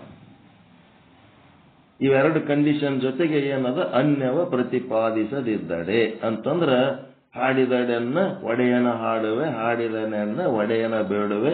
ತಂದೆ ನೀನು, ತಾಯಿ ನೀನು, ಬಂಧು ನೀನು, ಬಳಗ ನೀನು. 2 ವಚನ ಸಾಕು. ಲಿಂಗ ಪೂಜೆ ಮಾಡ್ಕೋಬೇಕಂತೇಳಿ ಗಂಟೆಗಟ್ಲೆ ಮಾಡ್ಕೋತ ಕುಂದ್ರಲ್ಲ. ಸರೆಂಡರ್ ಆಗಿರೋದಕ್ಕೆ ಎಷ್ಟು ಬೇಕು?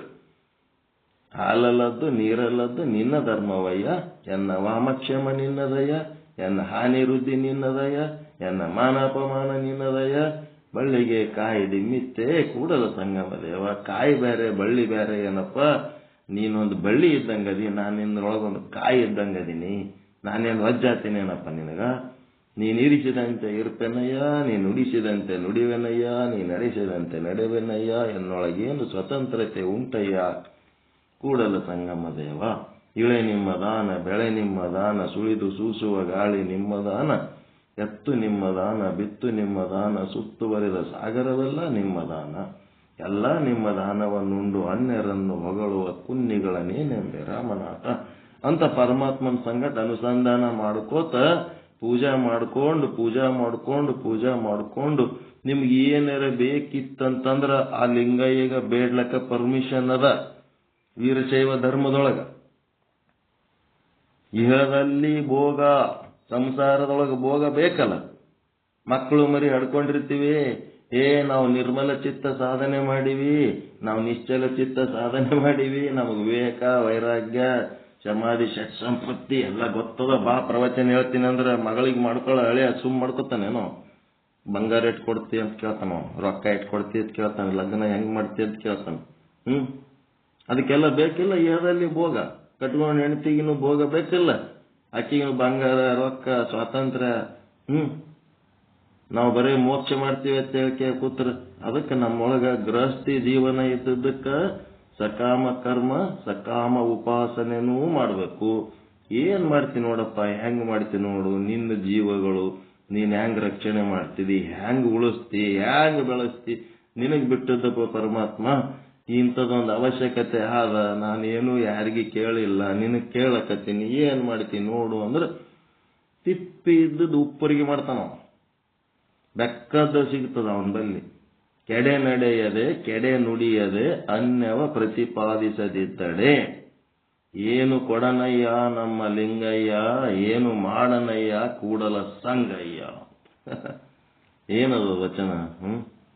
ಹಂಗ ಏನ್ ಬೆಕ್ಕದೆಲ್ಲ ಆಗ್ತು. ಈ ರೀತಿ ನಾವು ಮಾಡೋದ್ರಿಂದ ನಾವು ಗೃಹಸ್ಥರು, ನಮಗೆ ಒಂದು ಕಡೆ ನಮ್ಮ ಸಂಸಾರ ಜವಾಬ್ದಾರಿ ಅದ, ಅದರ ಜೊತೆಗೆ ಇನ್ನೊಂದು ಕಡೆ ನಮಗ ಮೋಕ್ಷ ಸಾಧನೆಯ ಗುರಿ ಆದ. ಸಂಸಾರದ ಜವಾಬ್ದಾರಿ ಹೊರೋದ್ರ ಸಲುವಾಗಿ ಏನ್ ಮಾಡಬೇಕು? ಸಕಾಮ ಕರ್ಮ. ಅದರ ಜೊತೆಗೆ ಇಷ್ಟಲಿಂಗಯ್ಯನ ಜೊತೆಗೆ ವೀರಶೈವರು ಮಾಡಬೇಕಾದಂತ ಪದ್ಧತಿ ಇಷ್ಟಲಿಂಗದ ಜೊತೆಗೆ ನಮ್ಮದು ಸಕಾಮ ಕರ್ಮಗಳು ಮಾಡಬೇಕು. ಮತ್ತೆ ನಿಷ್ಕಾಮ ಕರ್ಮ ಅಂತಂದ್ರ ಸ್ವಲ್ಪ ತ್ಯಾಗ ಮಾಡಬೇಕು.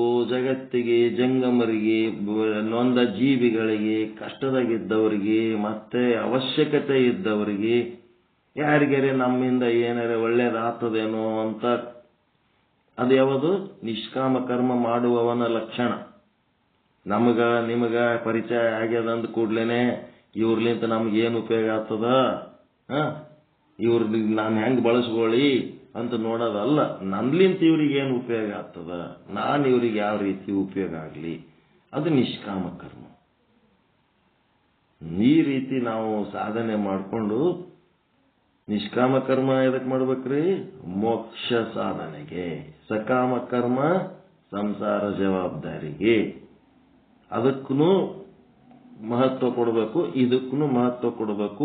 ಎರಡನ್ನೂ ಯಾರು ಬ್ಯಾಲೆನ್ಸ್ ಮಾಡ್ಕೊಂಡು ಹೋಗ್ತಾರ ಅವರಿಗೆ ಜಾಣರು ಅಂತಾರ. ಮೋಕ್ಷ ಸಾಧನೆ ಮಾಡ್ಲಕ್ಕೆ ಹೋಗಿ ನಿಷ್ಕಾಮ ಕರ್ಮ ಮಾಡಿ ಸಂಸಾರ ನೆಗ್ಲೆಕ್ಟ್ ಮಾಡಿದರೆ ಅವನು ದಡ್ಡ. ಬರೇ ಸಂಸಾರದೊಳಗ ಮುಳುಗಿ ಮೋಕ್ಷ ಸಾಧನೆ ಮಾಡ್ಲಾರ್ದೆ ಆ ಕಡೆ ಲಕ್ಷ್ಯನೇ ಇಲ್ಲ ಅನ್ನಂಗಾಗಿ ಬರೇ ರೊಕ್ಕ ರೂಪಾಯಿ ಬಂಗಾರ ಹೆಂಡತಿ ಮಕ್ಕಳ ಸಂಸಾರ ಅಧಿಕಾರ ಪ್ರಚಾರ, ಪತ್ನಿ ಮೇರ ಗುರು ಪೈಸಾ ಮೇರ ಪರಮಾತ್ಮ ಮೇರ ಬಚ್ಚೆ ಸಾಧು ಸಂತ್ ಅಂತನಂತಾವ. ಪರಮಾತ್ಮನ ಕಡೆ ಲಕ್ಷ್ಯನೇ ಇಲ್ಲ, ಬರೇ ಸಂಸಾರದಾಗ ಮುಳುಗಿದ ಅವನು ದಡ್ಡ. ಎರಡನ್ನೂ ಯಾರು ಬ್ಯಾಲೆನ್ಸ್ ಮಾಡ್ಕೊಂಡು ಹೋಗ್ತಾರ ಅವರು ಜಾಣರು ಅಂತ. ಎರಡು ಬ್ಯಾಲೆನ್ಸ್ ಮಾಡ್ಕೋತ ಹೋಗ್ತಾ ಸಂಸಾರ ಜವಾಬ್ದಾರಿ ಏನ್ ಕಡಿತನ ಇರ್ತದೇನೋ, ಒಂದು ಲಿಮಿಟ್ ತನಕ ಇರ್ತದ. ಅದಾದ್ಮೇಲೆ ಮುಂದೆ ಅವಕ್ಕೆ ರೊಕ್ಕ ಕೊಡ್ತೀವಿ ತಗೋರಿ ಅಂದ್ರೆ ಅಲ್ಲಂತವ್, ಬ್ಯಾಡ್ ಬಿಡಪ್ಪ ಇರ್ಲಿ. ಈಗ ನಮ್ಮ ಮಕ್ಕಳಿಗೆ ರೊಕ್ಕ ಕೊಡ್ತೀನಿ ಅಂತಂದ್ರೆ ಬ್ಯಾಡ ಅಂತ ಅವ್ ಏನ್ ಮಾಡ್ತಾವ, ಬ್ಯಾಡಪ್ಪ ನಿನ್ ರೊಕ್ಕ ನಿಂಬಲ್ಲಿ ಇಟ್ಕೋ. ಒಂದ್ ಸ್ಟೇಜಿನ ತನಕ ಅವು ಬೆಳೆಸೋ ತನಕ ಬೆಳೆಸ ನಿಂತ ಮೇಲೆ ಅವು ಕೇಳಕ್ಕೂ ಬರಲ್ಲ, ಹೇಳಕ್ಕೂ ಬರಲ್ಲ. ತಾವ್ ಏನೋ ಮಾಡ್ಕೊಂಡು ಓದ್ತಿರ್ತಾವ. ನಾವು ಬೆನ್ನತ್ತಿ ನಿಮ್ಗೆ ಹಡ್ದೀವಿ, ಮಾಡ್ರಿ ಇದು ಮಾಡ್ರಿ ಅಧಿಕಾರ ಮಾಡ್ಲಕ್ ಹೋಗ್ತೀವಿ, ಕೇಳಿದ್ರೆ ಕೇಳ್ತಾವ, ಬಿಟ್ರೆ ಬಿಡ್ತಾವ. ನಾವ್ ಏನ್ ಮಾಡ್ಬೇಕು ಮಾಡಿವಿ, ಆಯ್ತು, ಆತ್ಮತೃಪ್ತಿ ಮಾಡ್ಕೊಂಡು ಸುಮ್ಮೆದ್ದು ಬಿಡ್ಬೇಕು. ಆ ಸಂಸಾರ ಜವಾಬ್ದಾರಿ ಮುಗಿಯೋ ತನಕ ನಮ್ಮದು ಸಕಾಮ ಕರ್ಮ ಕಂಟಿನ್ಯೂ ಇರಬೇಕು. ಇಹದಲ್ಲಿ ಭೋಗ, ಪರದಲ್ಲಿ ಮೋಕ್ಷ. ವೀರಶೈವನ ಸಾಧನೆ ಇದು, ಇವನ ಗುರಿ.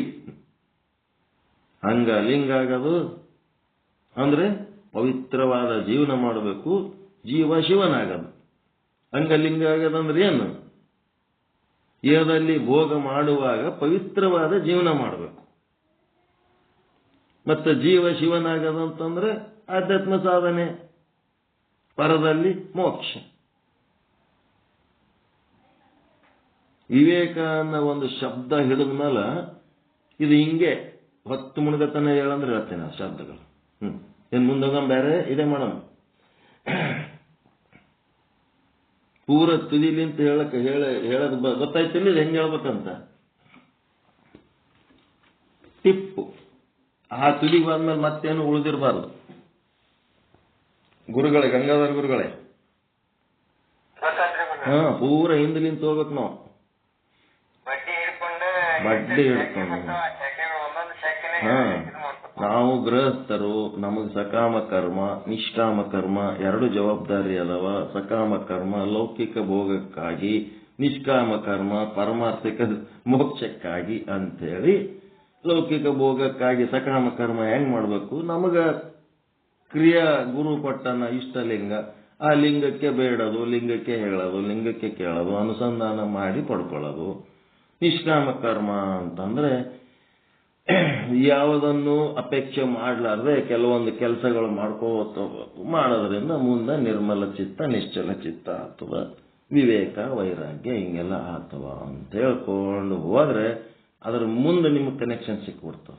ವೈರಾಗ್ಯ ಅಂದ್ರೇನು, ಶಮ ಅಂದ್ರೇನು, ದಮ ಅಂದ್ರೇನು, ಎಲ್ಲ ಬ್ಯೂಟಿಫುಲ್ ವ್ಯೂ ಸಿಗ್ತಾವೆಲ್ಲ. ಈಗ ಒಂದಿಷ್ಟು ಎಷ್ಟೈತೆ ಟೈಮ್? ಆಗ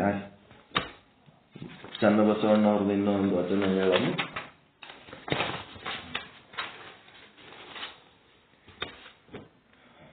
ಷಟಸ್ಥಲ ಚಕ್ರವರ್ತಿ ಚನ್ನಬಸವೇಶ್ವರರ ಎಷ್ಟನೇ ವಚನ? 6ನೇ ವಚನ. 6ನೇ ವಚನ ಏನಂತ? ಮುತ್ತು ನೀರಿನಲ್ಲಿ ಹುಟ್ಟಿ ಮತ್ತೆ ನೀರಪ್ಪುದೆ. ನೀರ್ನಾಗ ಮುತ್ತು, ಸ್ವಾತಿ ಮಳಿ ಬರ ಹನಿ ಆ ಕಪ್ಪೆ ಚಿಪ್ಪಿನೊಳಗ ಸೇರ್ಕೊಂಡು ಏನಾಗ್ತದ? ಒಂದು ಮುತ್ತ ಆಗ್ತದ. ಆ ಮುತ್ತ ಮತ್ತೆ ಹೊಳ್ಳಿ ನೀರ್ ಆಗ್ತದೇನು?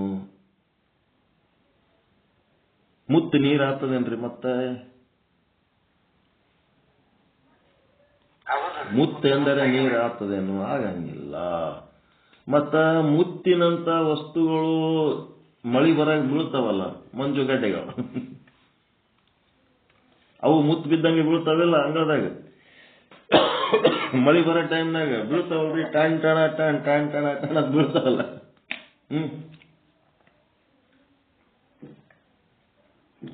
ಮಂಜಿನ ಮುತ್ತುಗಳು ಸ್ವಾತಿಯ ಮುತ್ತುಗಳು. ಈಗ ಮಂಜಿನ ಮುತ್ತು ಏನಾಗ್ತವ? ಮಂಜುಗಡ್ಡೆ ಮುತ್ತು ಒಳ್ಳೆ ನೀರಾಗ್ತವ. ಅದಕ್ಕೆ ನಾವು ಸ್ವಾತಿ ಮಳೆಯ ಮುತ್ತು ಹನಿ ಆಗಬೇಕೆ ಹೊರತು ಮಂಜಿನ ಮುತ್ತು ಹನಿಗಳಾಗಬಾರ್ದು.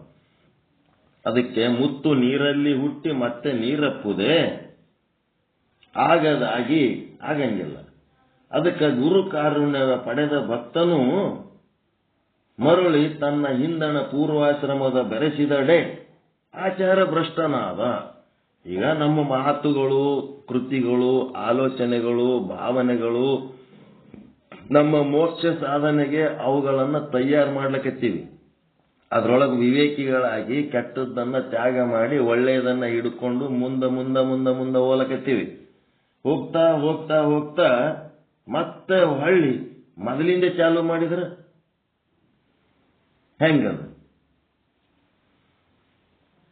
ಗಿಣಿ ಊರೆಲ್ಲ ಮಾತಾಡ್ತದಂತ, ಅದಕ್ಕೆ ಏನ್ ಕಲಿಸಿದ್ದೆಲ್ಲ ಕಲಿತದಂತ ಗಿಣಿ.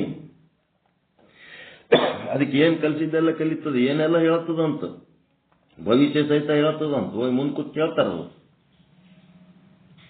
ಆಟೆಲ್ಲ ಮಾಡುವ ಗಿಣಿ ತಾನೇನ್ ಮಾಡ್ತದ ಗೊತ್ತಾ? ಆ ಗಿಣಿದೊಂದು ಕೆಟ್ಟ ಗುಣ ಗೊತ್ತದ ನಿಮಗ? ಗಿಣಿದ ಒಳ್ಳೆ ಗುಣ ಅಷ್ಟೇ ಗೊತ್ತದ, ಗಿಣಿದ ಕೆಟ್ಟ ಗುಣ ಗೊತ್ತದೇನ್ರಿ ಯಾರಿಗಾರೆ? ಗೊತ್ತದ? ಗೊತ್ತಿಲ್ಲ. ಗೊತ್ತಿಲ್ಲ ಅಂತ ಹೇಳಿದ್ರೆ ಏನ್ ಮರ್ಯಾದೆ ಗೊತ್ತದ? ಏನ್ ಗೊತ್ತಿದ್ರೆ ಗೊತ್ತದ, ಇಲ್ಲ ಅಂದ್ರೆ ಇಲ್ಲ ಅನ್ಬೇಕು. ಗಪ್ ಕೂತ್ರೆ ಏನ್ ಮಾಡ್ಲ? ಗೊತ್ತೇ. ಗಿಳಿ ಗಿಳಿ ಗಿಳಿ ಗಿಳಿ ಗಿಳಿ. ಅದ್ರದೊಂದು ಕೆಟ್ಟ ಗುಣ ಏನದ ಅಂತಂದ್ರ ತಾ ಹೇತ ಹೇಲು ತಾನೇ ತಿಂತದ. ಗಿಣಿದ ಕೆಟ್ಟ ಗುಣ ಇದು.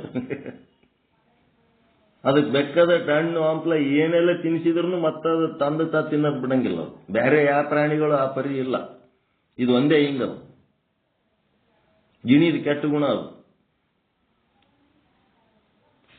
ಹಂಗ ಬೇಕಾದಷ್ಟು ಒಳ್ಳೆ ಸಾಧಕ ಅಂತೇಳಿ ಹೆಸರು ಮಾಡಿ ಕೂಡ ತಾನು ಹಿಂದೆ ಬಿಟ್ಟು ಬಂದಂತ ಪೂರ್ವಾಶ್ರಮದ ಕೆಟ್ಟ ಗುಣಗಳೇನದವ ಕುಡಿದು ಬಿಟ್ಟು ಶರಣನಾಗಿ ಮತ್ತೆ ಹೊಳ್ಳಿ ಕುಡ್ಕೋತ್ ಕೂತ್ನಂದ್ರೆ ಏನ್ ಮಾಡ್ಬೇಕು? ಹಿಂದೆ ನಾವು ಬಿಟ್ಟದ್ದು ಪೂರ್ವಾಶ್ರಯದ ಗುಣಗಳನ್ನ ಬಿಟ್ಟದ್ದು ಅವರ ಹೇಲ್ ಹೌದಾ ಅಲ್ಲ ಅದು. ಮುಂದೆ ಹೋಗಿ ಹೋಗಿ ಒಳ್ಳೆ ಹೆಸರು ಗಳಿಸಿ ಮತ್ತೆ ಒಳ್ಳೆ ಅದೇ ಹೊಲಸು ಕೆಲಸ ಮಾಡಿದ್ರೆ ಗಿಳಿ ಆದಂಗ ಆಗಬೇಡ್ರಿ ಅಂತಾರ.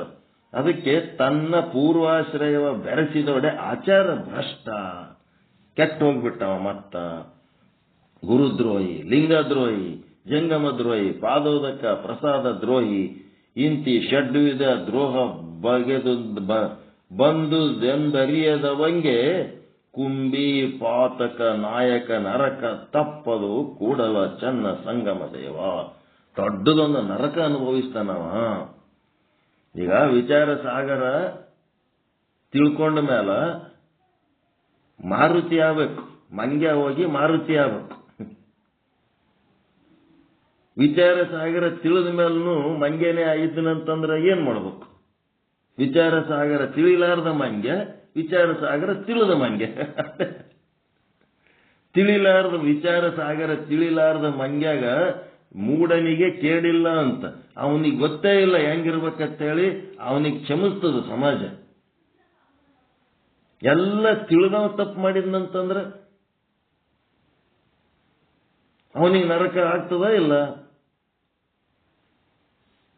ಯಾಕಾಗ್ತದ ಹಿಂಗ? ಇದಕ್ಕೇನಂತಾರ ನಿಮ್ ಸಾಧನೆ ಒಳಗ ಈ ರೀತಿ ಮುಂದಕ್ಕೆ ಹೋಗಿ ಹಿಂದೆ ಬರೋದಕ್ಕೆ ಏನಂತಾರೆ? ಇದಕ್ಕ ನಿಮ್ಮ ವೇದಾಂತ ಸಾಧನೆಗೆ ಸಂಬಂಧಪಟ್ಟಂತೆ ಯಾವ ಭಾಷೆ ಬಳಸ್ತೀರಿ? ಇದಕ್ಕ ಪ್ಯಾರಲಲ್ ಆಗಿ ನಿಮ್ಮ ನಾಲೆಜ್ ಟಚ್ ಮಾಡ್ಬೇಕು. ಉಪರತಿ, ವೆರಿ ಗುಡ್. ಉಪರತಿ ಅಥವಾ ಉಪರಾಮ ಅಂತಾರ. ಶಮ ದಮ ಮುಂದೆ ಬರ್ತದ, ನೀವು ಗಂಗಾಧರ ಗುರುಗಳು ಹೇಳ್ತಿರಲ್ಲ ಅದ್ರಾಗ ಬರ್ತದ. ಶಮ ದಮ ಶ್ರದ್ಧಾ ಸಮಾಧಾನ ಉಪರತಿ ತಿತಿಕ್ಷಾ. ಇದು ಉಪರತಿ ಅಂದ್ರೆ ಏನದ? ಮುಂದೆ ಹೋಗಿದ್ದು ಮತ್ತ ಹೊಳ್ಳಿ ಹೋಗಬಾರ್ದು. ಈಗ ಟ್ಯಾಂಕಿನಾಗ ಬಂದು ನೀರ ನಳ ಬಂದಾಗನ ಮತ್ತೆ ವಾಪಸ್ ಅದೇ ಪೈಪ್ನಾಗ ಹೋದ್ರ ಟ್ಯಾಂಕಿಗೆ ಒಂದು ನಳದ ಕನೆಕ್ಷನ್ ಕೊಟ್ಟಿರ್ತೀರಿ, ನೀರು ತುಂಬಿಸ್ತದ. ನಳ ಬಂದಾಯ್ತಪ್ಪ, ವಾಲ್ ಬಂದ್ ಮಾಡಿಬಿಟ್ಟವ ಮುನ್ಸಿಪಾಲಿಟಿ, ಅವ ಹೊಳ್ಳಿ ಪೈಪ್ನಾಗ ನೀರು ಹೋದ್ರ ಉಪಯೋಗ ಏನಾಯ್ತು? ಅದಕ್ಕೇನು ನಾನ್ ರಿಟರ್ನೇಬಲ್ ವಾಲ್ ಅಂತಾರ. ಒಳಗೆ ನೀರು ಬರೋದಷ್ಟೇ ಕರ್ಕೋತದ, ಹೊಳ್ಳಿ ಅದು ಕಳ್ಸಂಗಿಲ್ಲ, ಅದು ಹೊಳ್ಳಿ ಹೋಲಕ್ ಬಿಡಂಗಿಲ್ಲ. ಅದು ನಾನ್ ರಿಟರ್ನೇಬಲ್ ವಾಲ್. ಅದಕ್ಕೇನಂತಾರ? ಉಪರತಿ ಉಪರಾಮ ಅಂತಾರ. ಮತ್ತದ ನೀರು ವಾಪಸ್ ಹೋಯ್ತಂದ್ರೆ ಅದಕ್ಕೇನಂತಾರ? ಹೊಳ್ಳಿ ಮತ್ತೆ ಮೊದಲಿಂದ ಪೂರ್ವಾಶ್ರಯ ಕೂಡಿ ಅದೇ ಕೆಟ್ಟ ಬುದ್ಧಿ ತೋರಿಸ್ಲಕ್ಕತ್ನಂದ್ರೆ ಅದಕ್ಕೇನಂತಾರ? ನಿಮ್ಮ ಅನುಪರತಿ ಅಥವಾ ಅನುಪರಾಮ ಅಷ್ಟೇ. ಇದಕ್ಕೇನು ಬಹಳ ಎಕ್ಸ್ಪ್ಲನೇಷನ್ ಬೇಕಾಗಿಲ್ಲಲ್ಲ ಈ ವಚನಕ್ಕ. ಮುತ್ತು ನೀರಲ್ಲಿ ಹುಟ್ಟಿ ಮತ್ತೆ ನೀರಪ್ಪುದೇ ಆಗದಾಗಿ ಗುರು ಕಾರಣ್ಯವ ಪಡೆದ ಭಕ್ತನು ಮರುಳಿ ತನ್ನ ಹಿಂದಣ ಪೂರ್ವಾಶ್ರಯವ ಬೆರೆಸಿದೊಡೆ ಆಚಾರ ಭ್ರಷ್ಟನಾದ. ಗುರುದ್ರೋಹಿ, ಲಿಂಗದ್ರೋಹಿ, ಜಂಗಮದ್ರೋಹಿ, ಪಾದೋದಕ ಪ್ರಸಾದ ದ್ರೋಹಿ, ಇಂತಿ ಷಡ್ವಿಧ ದ್ರೋಹ ಬಂದುದೆಂದರಿಯದವಂಗೆ. ಈ ರೀತಿ ದ್ರೋಹಗಳು ಬಂದು ತಾ ಮಾಡಿದ ತಪ್ಪಿಗೆ ಏನಾಗ್ಬಿಡ್ತು? ಅವನಿಗೆ ಆ ದೋಷಗಳೆಲ್ಲ ಬಂದ್ಬಿಟ್ಟು ಅಲ್ಲಪ್ಪ ಅಂದ್ರೆ ಅವನಿಗೇನಾಗ್ತದ? ಎಲ್ಲ ತಿಳಿದು ಸಹಿತ ದೊಡ್ಡ ಮಠ, ದೊಡ್ಡ ಪೀಠ, ದೊಡ್ಡ ಜಗದ್ಗುರು, ಏನೆಲ್ಲ ದೊಡ್ಡ ದೊಡ್ಡ ಸ್ಥಾನಮಾನಗಳಿಗೆ ಹೋಗಿ ಚಿಲ್ಲರ್ ಕೆಲಸ ಮಾಡಿ ಜೈಲ್ನಾಗ ಬಿದ್ದಾರ ನೋಡಿರಿಲ್ಲ? ದೊಡ್ಡ ದೊಡ್ಡ ಸ್ಥಾನದಾಗ ಕೂತು ದೊಡ್ಡ ದೊಡ್ಡ ಮಾತಾಡಿ ವಿಜಿಗೀಷು ಪಂಡಿತರವರೆಲ್ಲ. ವಿಜಿಗೀಷು ಪಂಡಿತರದು ನಿರ್ಮಲ ಚಿತ್ತ ಇಲ್ಲ, ನಿಶ್ಚಲ ಚಿತ್ತ ಇಲ್ಲ. ಯಾವುದೋ ಪೂರ್ವ ಜನ್ಮದ ಪುಣ್ಯಕ್ಕ ಹೆಂಗ ಒಂದ್ ಸೆಲೆಕ್ಷನ್ ಆಗಿ ದೊಡ್ಡ ಪೀಠಕ್ಕೆ ಕೂತಾರ. ಹೋಗಿ ಕುಂತು ಏನಾಗ್ಯದ? ಈ ರೀತಿ ಸಾಧನೆ ವಿಧಾನನೇ ಗೊತ್ತಿಲ್ಲ, ಹೇಳೋರಿಗೆ ಗೊತ್ತಿಲ್ಲ, ಕೇಳೋರಿಗೆ ಗೊತ್ತಿಲ್ಲ. ಮುಖ ಚಂದದ, ಒಂದ್ 4 ಮಂತ್ರ ಹೇಳ್ತಾನ, ಒಂದ್ ದೊಡ್ಡ ಪೀಠಕ್ಕೆ ಹೋಗಿ ಕುಂದಿರಿಸಿ ಬಿಡ್ತಾರ.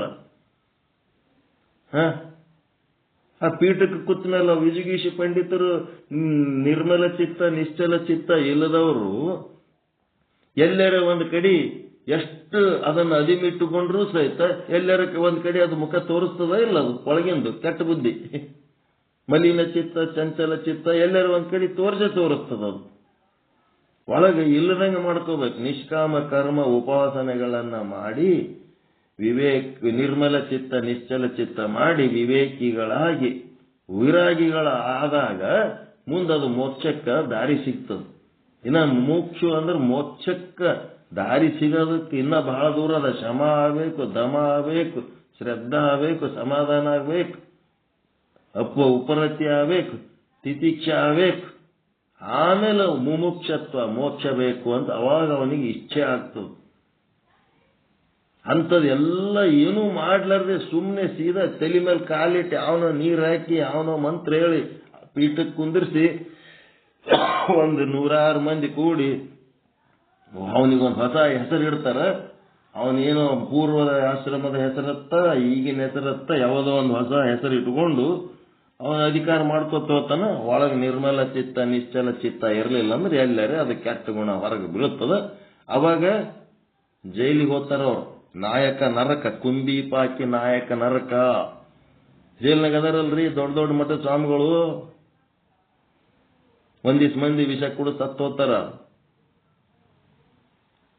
ಹೆಂಗ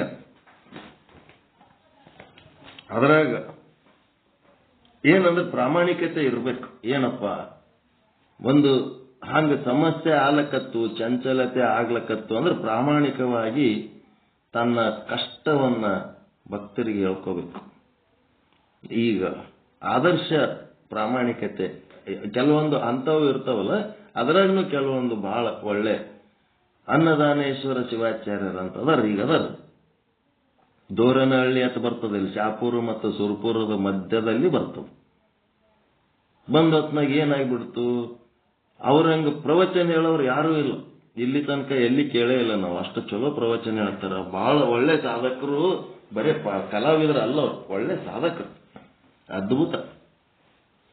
ಅವ್ರಿಗೆ ಒಂದು ಸಲ ಏನಾಗ್ಬಿಡ್ತು, ಸೇವಕಿ ಜೊತೆಗೋ ಯಾರ ಜೊತೆಗೋ ಒಟ್ಟು ಮನಸ್ಸು ಚಂಚಲ ಆಗಿಬಿಡ್ತಾರೆ. ಆದ ಹೊತ್ನಾಗ ಬುದ್ಧ ಹೆಂಗ ಎದ್ದಾದ ಮಧ್ಯರಾತ್ರಿ ಒಳಗ ಹಂಗ ಅವ್ರು ಏನ್ ಮಾಡ್ಬಿಟ್ರು, ಮಠ ತ್ಯಾಗ ಮಾಡಿಬಿಟ್ರು. ಯಾರಿಗೆ ಹೇಳಿಲ್ಲ ಕೇಳಿಲ್ಲ. ಹೋಗಿ ಬೆಂಗಳೂರಾಗ ಎಲ್ಲೋ ಒಂದು ರೂಮ್ ಮಾಡ್ಕೊಂಡು ಮನಸ್ಸು ಸಮಾಧಾನ ಆದ್ರೆ ಬರ್ತೀನಿ, ಇಲ್ಲ ಅಂತಂದ್ರೆ ಅವರು ಯಾರು ಕಾರಣಕ್ಕೆ ನನಗೆ ಚಂಚಲ ಆಗ್ಯದ ಅವ್ರ ಜೊತೆಗೆ ಮದುವೆ ಮಾಡ್ಕೋತೀನಿ ಅಂತ ಹೇಳ್ಬಿಟ್ರು. ಹೆಂಗದು ಪ್ರಾಮಾಣಿಕವಾಗಿ ಹೇಳಿದ್ರೆ ಇಲ್ಲ. ಎಲ್ಲಿದ್ದೀರಪ್ಪ, ಎಲ್ಲಿದ್ದೀರಿ, ನಾ ಎಲ್ಲಿದ್ದೀನಿ ಹೇಳ್ತೀನಿ, ಮನಸ್ಸು ಹಿಂಗ ಆಗ್ಯದಪ್ಪ, ಏನ್ ಮಾಡ್ಬೇಕು ಆಯ್ತು, ಸಮಾಧಾನ ಆಗೋದು ಬೇಡ, ಏನು ಬೇಡ, ಯಾವಾಗ ಹಿಂಗ ಆಗ್ಯದ ಅಂತಂದ್ಮೇಲೆ ಮದುವೆ ಮಾಡ್ಕೊಂಡು ಆರಾಮಿರ್ರಿ ಅಂತೇಳಿ ಯಾರು ಪೀಠಕ್ಕೆ ತಂದು ಕುಂದಿರ್ಸಾರ ಅದೇ ಗುರು, ಅವರೇ ಹಿರಿಯರು, ಊರನ ಹಿರಿಯರು ಎಲ್ಲರೂ ಕೂಡಿ ಮದುವೆ ಮಾಡಿ ಅಗ್ರಿ ಚಂದ ಜೀವನ, ನಮ್ಮ ಸಂಗಟೆ ಅವರು ಚಂದ ಜೀವನ ಮಾಡ್ಲಿಕತ್ತಾರ. ಹಿಂಗ ಇರ್ಬೇಕು. ಇದ್ರ ಆ ಕಡೆ ಅದನ್ನು ಬಿಡಂಗಿಲ್ಲ, ಈ ಕಡೆ ಇದನ್ನು ಬಿಡಂಗಿಲ್ಲ ಅಂತಂದ್ರೆ ಡಬಲ್ ಗೇಮ್ ಮಾಡಿದ್ರೆ ನರಕಕ್ಕೆ ಹೋಗ್ತಾರೆ.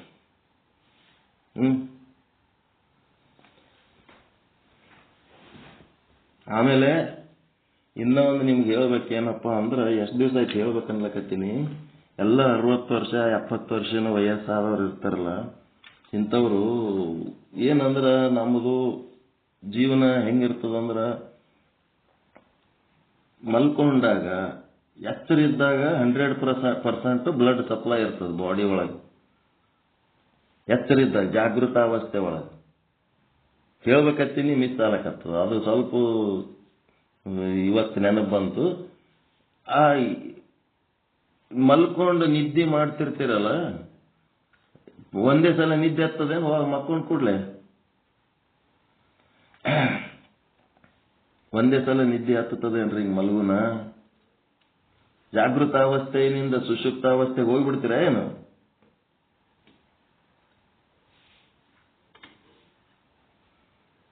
ಮಲ್ಕೊಂಡು ಕೂಡ್ಲೆ ನಿಮಗ ನಿದ್ದೆ ಹತ್ತದ ನಿಮ್ಮ ಅನುಭವ ಹೇಳ್ರಿ. ಪ್ರಾಣಿಗಳಿಗೆ ಸಹಿತ ಗೊತ್ತದ.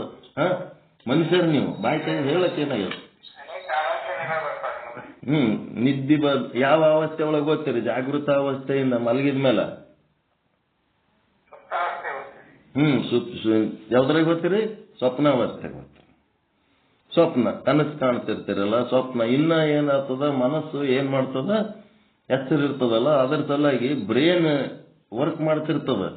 ಎಷ್ಟು 50% ವರ್ಕ್ ಮಾಡ್ತದೆ. ಫಿಸಿಕಲ್ ಬಾಡಿ ರೆಸ್ಟ್ ಮಾಡ್ತಿರ್ತದ, ಮೈಂಡ್ ಅಷ್ಟೇ ವರ್ಕ್ ಮಾಡ್ತಿರ್ತದ.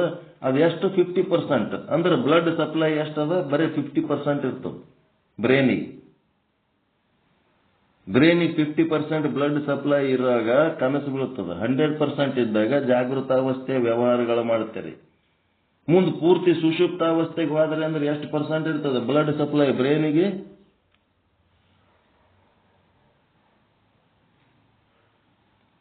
25% ಇರ್ತದೆ, ಬರೀ 25%. 10 to 25. ಏಜ್ ಆದ ಮುದುಕರಿಗೆ ಒಂದು 10% ಬ್ಲಡ್ ಸಪ್ಲೈ ಇರಲ್ಲ. ಏನು ಚಿಂತೆಗಳಿಲ್ಲ, ಭಯ ಏನು ಇದು ಇಲ್ಲಲ್ಲ, ಅಂತ ಪರಿ ಯಾವ ವಜ್ಜಿನೇ ಇರಂಗಿಲ್ಲ ಅವ್ರ ಮೇಲೆ. ಸುಮ್ಮ ಆರಾಮ್ ಇರ್ತಾರೆ. ಒಂದು 10% ಬ್ಲಡ್ ಸಪ್ಲೈ ಇರ್ತದೆ ಅಷ್ಟೇ. ಏನಾಗ್ಬಿಡ್ತದ, ಈ ಮೂತ್ರ ವಿಸರ್ಜನೆ ಸಮಸ್ಯೆಗಳು ಬರ್ತಿರ್ತಾವ. ಬಂದತ್ನಾಗ ಅದು ಏದು ಚೆನ್ನಾಗಿ ಶಕ್ತಿ ಇರೋ ಸಮಯದಲ್ಲಿ ಎಚ್ಚರ ಆದಾಗ ಎದ್ದು ಹೋಗಿ ಟಾಯ್ಲೆಟ್ಗೆ ಹೋಗಿ ಬರುವಷ್ಟು ಒಂಥರ ಎಚ್ಚರ ಆದ ಕೂಡಲೇ ಬಾಡಿ ಕೋಪಪ್ ಮಾಡ್ತದೆ. ಈ ವಯಸ್ಸಾದವ್ರಿಗೆ ಏನಾಗ್ತಿರ್ತದ ಅಂದ್ರೆ ಈ 10% ಇದ್ದದ್ದು ಒಮ್ಮೆ ನಾವು ಎಚ್ಚರಾಗಿ ಎದ್ದು 100% ಎದ್ದು ಹೋಗ್ಬೇಕಾದ್ರೆ 100% ಬ್ಲಡ್ ಸಪ್ಲೈ ಬೇಕು. ಎಲ್ಲ ಬಾಡಿ ಒಳಗೆ ಟಾಪ್ ಟು ಬಾಟಮ್ ಎಲ್ಲ ಕಡೆ ಬ್ಲಡ್ ಸಪ್ಲೈ ಬೇಕು. ಬರೀ ಬ್ರೈನಿಗಟ್ಟೆ ಸಪ್ಲೈ ಇರ್ತದ ಮಲ್ಕೊಂಡಾಗ. ಅದು ಇಡೀ ಬಾಡಿ ಒಮ್ಮೆ ಸಪ್ಲೈ ಆಗ್ಬೇಕಾದ್ರೆ ವಯಸ್ಸಾದವರಿಗೆ ಟೈಮ್ ಹಿಡಿತದ. ಅದು ಟೈಮ್ ಹಿಡಿತದ. ಒಂದೇ ಸಲ ಈಗ ಹರಿಯದವ್ರು ಎದ್ದು ಕೂಡಲೇ ಹೆಂಗೆ ಬ್ಲಡ್ ಎಲ್ಲ ಕಡೆ ಟಕ್ಕತ್ ಸಪ್ಲೈ ಚಾಲು ಆಗ್ತದ, ಹಂಗೆ ಚಾಲು ಆಗಲ್ಲ ವಯಸ್ಸಾದವ್ರಿಗೆ. ಇವ್ರು ವಯಸ್ಸಾದವ್ರು ಏನ್ ಮಾಡ್ಬಿಡ್ತಾರ, ಹೇಳ್ತಾರ ಎದ್ದು ಹೋಗಿ ಟಾಯ್ಲೆಟ್ ತನ ಹೋಗ್ಬೇಕಂತೇಳಿ ಮಂಚದ ಮೇಲಿಂದ ಹಿಂಗೆ ಇಳಿಯೋದ್ರಾಗೆ ಬಾಡಿ ಒಳಗೆ ಬ್ಲಡ್ ಸಪ್ಲೈನೇ ಇರಲ್ಲ, ಹೊತ್ಕೊಂಡು ಬಿದ್ದು ಬಿಡ್ತಾರೆ. ಬರೀ ಬ್ರೈನ್ ಆಗಿರ್ತದ ಅಷ್ಟೇ. ಏನಾಗಿರ್ತದೆ, ಏಕಿ ಬಂದವ ತಾಟೆ ಗೊತ್ತಾಗ್ತದ. ಆದ್ರ ಎದ್ದು ಹೋಗಿ ಬರುವಷ್ಟು ಬಾಡಿ ಒಳಗೆ ಬ್ಲಡ್ ಸಪ್ಲೈ ಇರ್ಲದಕ್ಕೆ ಏನಾಗ್ಬಿಡ್ತದೆ, ಹೊತ್ಕೊಂಡು ಬೀಳ್ತಾರೆ. ಬಿದ್ದು ತೊಡಿ ಮುರ್ಕೊಂಡು, ಕಾಲು ಮುರ್ಕೊಂಡು, ತಲೆಗೆ ಪೆಟ್ಟು ಮಾಡ್ಕೊಂಡು. ಅದಕ್ಕೆ ಏನ್ ಮಾಡ್ಬೇಕಪ್ಪ ಅಂತಂದ್ರೆ ಸುಲಭ ಶೌಚಾಲಯ. ನಿಮ್ಮ ಮಂಚದ ಬಲ್ಲೇ ಒಂದು ಸಣ್ಣ ಬಕೆಟ್ ಇಟ್ಕೊಂಡ್ಬಿಡ್ಬೇಕು. ಇದು ಬಹಳ ಇಂಪಾರ್ಟೆಂಟ್ ಅದ. ಜೀವಗಳು ಹೋಗ್ಲಕತ್ತಾವ. ವಯಸ್ಸಾದವರು ಇಂಥವು ಮಾಡ್ಲಕ್ ಹೋಗಿ ಬಲ್ಲೇ ಒಂದು ಬಕೆಟ್ ಇಟ್ಕೊಂಡು ಅಷ್ಟೇ ಸೂಕ್ಷ್ಮದಾಗ ಒಂದು ಅಕ್ಕನ್ನು ಮುಚ್ಚಿ ಅಲ್ಲೇ ಮಾಡ್ಕೊಂಡು ಮುಂಜಾನೆ ಎದ್ದು ಒಯ್ದು ಚೆಲ್ಲಿದ್ರಿ ಏನು ಸಾಯಂಗಿಲ್ಲ, ಏನು ಕೆಡಂಗಿಲ್ಲ, ಏನೇನು ಹಾಳಾಗಂಗಿಲ್ಲ. ಸುರಕ್ಷಿತವಾಗಿ ಇರ್ಬೇಕಾದ್ರೆ ನಿಮ್ಮವೇ ಆದ ಕೆಲವೊಂದು ವಿಧಾನಗಳು ಮಾಡ್ಕೋಬೇಕು. ಏನ್ರಿ ಏನ್ ಹೇಳಕತ್ತೀರಿ ಅಂತ ಹೇಳಂದ್ರ ಬಿದ್ದು ಪೆಟ್ಟು ಮಾಡ್ಕೊಂಡು ಮನೆಯವ್ರ ಕೈಲೇ ಯಪ್ಪೋ ನಡ್ರೋ ಹೋಗಮು, ಅಲ್ಲಿ ಕಟ್ಟಿಸ್ಕೊಂಬರಮು, ಇಲ್ಲಿ ಕಟ್ಟಿಸ್ಕೊಂಬರಮು. ಎದಕ್ ಬೇಕು? ಇದ್ದಲ್ಲೇ ಆರಾಮ್ ಎಲ್ಲ ವ್ಯವಸ್ಥೆ ಆಗಂಗೆ ಮಾಡ್ಕೊಂಡು ಸುರಕ್ಷಿತವಾಗಿರೋದು ಕಲಿಬೇಕು. ಈಗ ಹೇಳೋದಿದು ಮಾಹಿತಿ ಉಪಯೋಗ ಆದ ಇಲ್ಲ? ಅದ ಹೆಂಗಾಗ್ತದ ಮನ್ಸು ಒಪ್ಪಂಗಿಲ್ಲ, ಹೌದಿಲ್ಲ? ಬಿದ್ದು ಗೋಳಾಡೋದು ಯಾವೇಳೆ ಅಂತ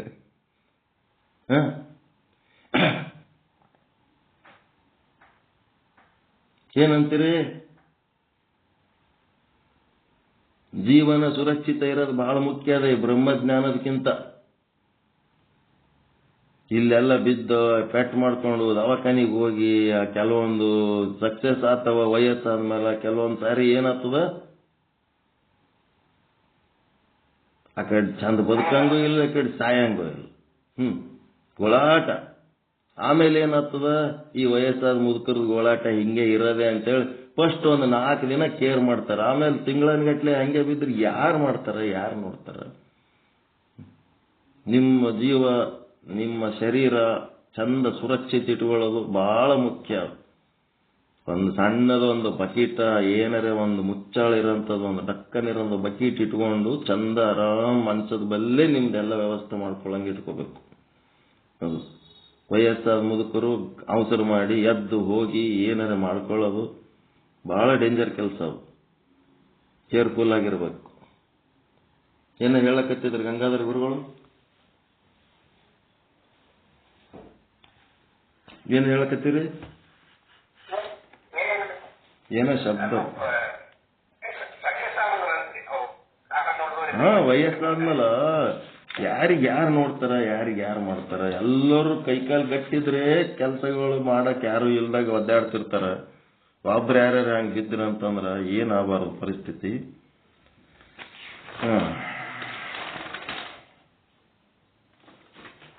ಶ್ರೀ ವಿಚಾರ ಸಾಗರ ಸಾಧು ನಿಶ್ಚಲ್ ದಾಸ್ಜಿ ಅವರ ಕೃತಿ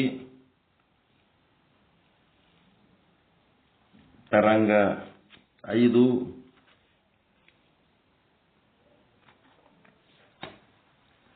ಅದೃಷ್ಟಿ ಮಹಾರಾಜರಿಗೆ ಉಪದೇಶ, ವಿಷಯಾಂಕ 240. ಸ್ವಪ್ನದಂತೆ ಕ್ರಮವಿಲ್ಲದೆ ಜಗತ್ತು ಭಾಸವಾಗುತ್ತದೆ.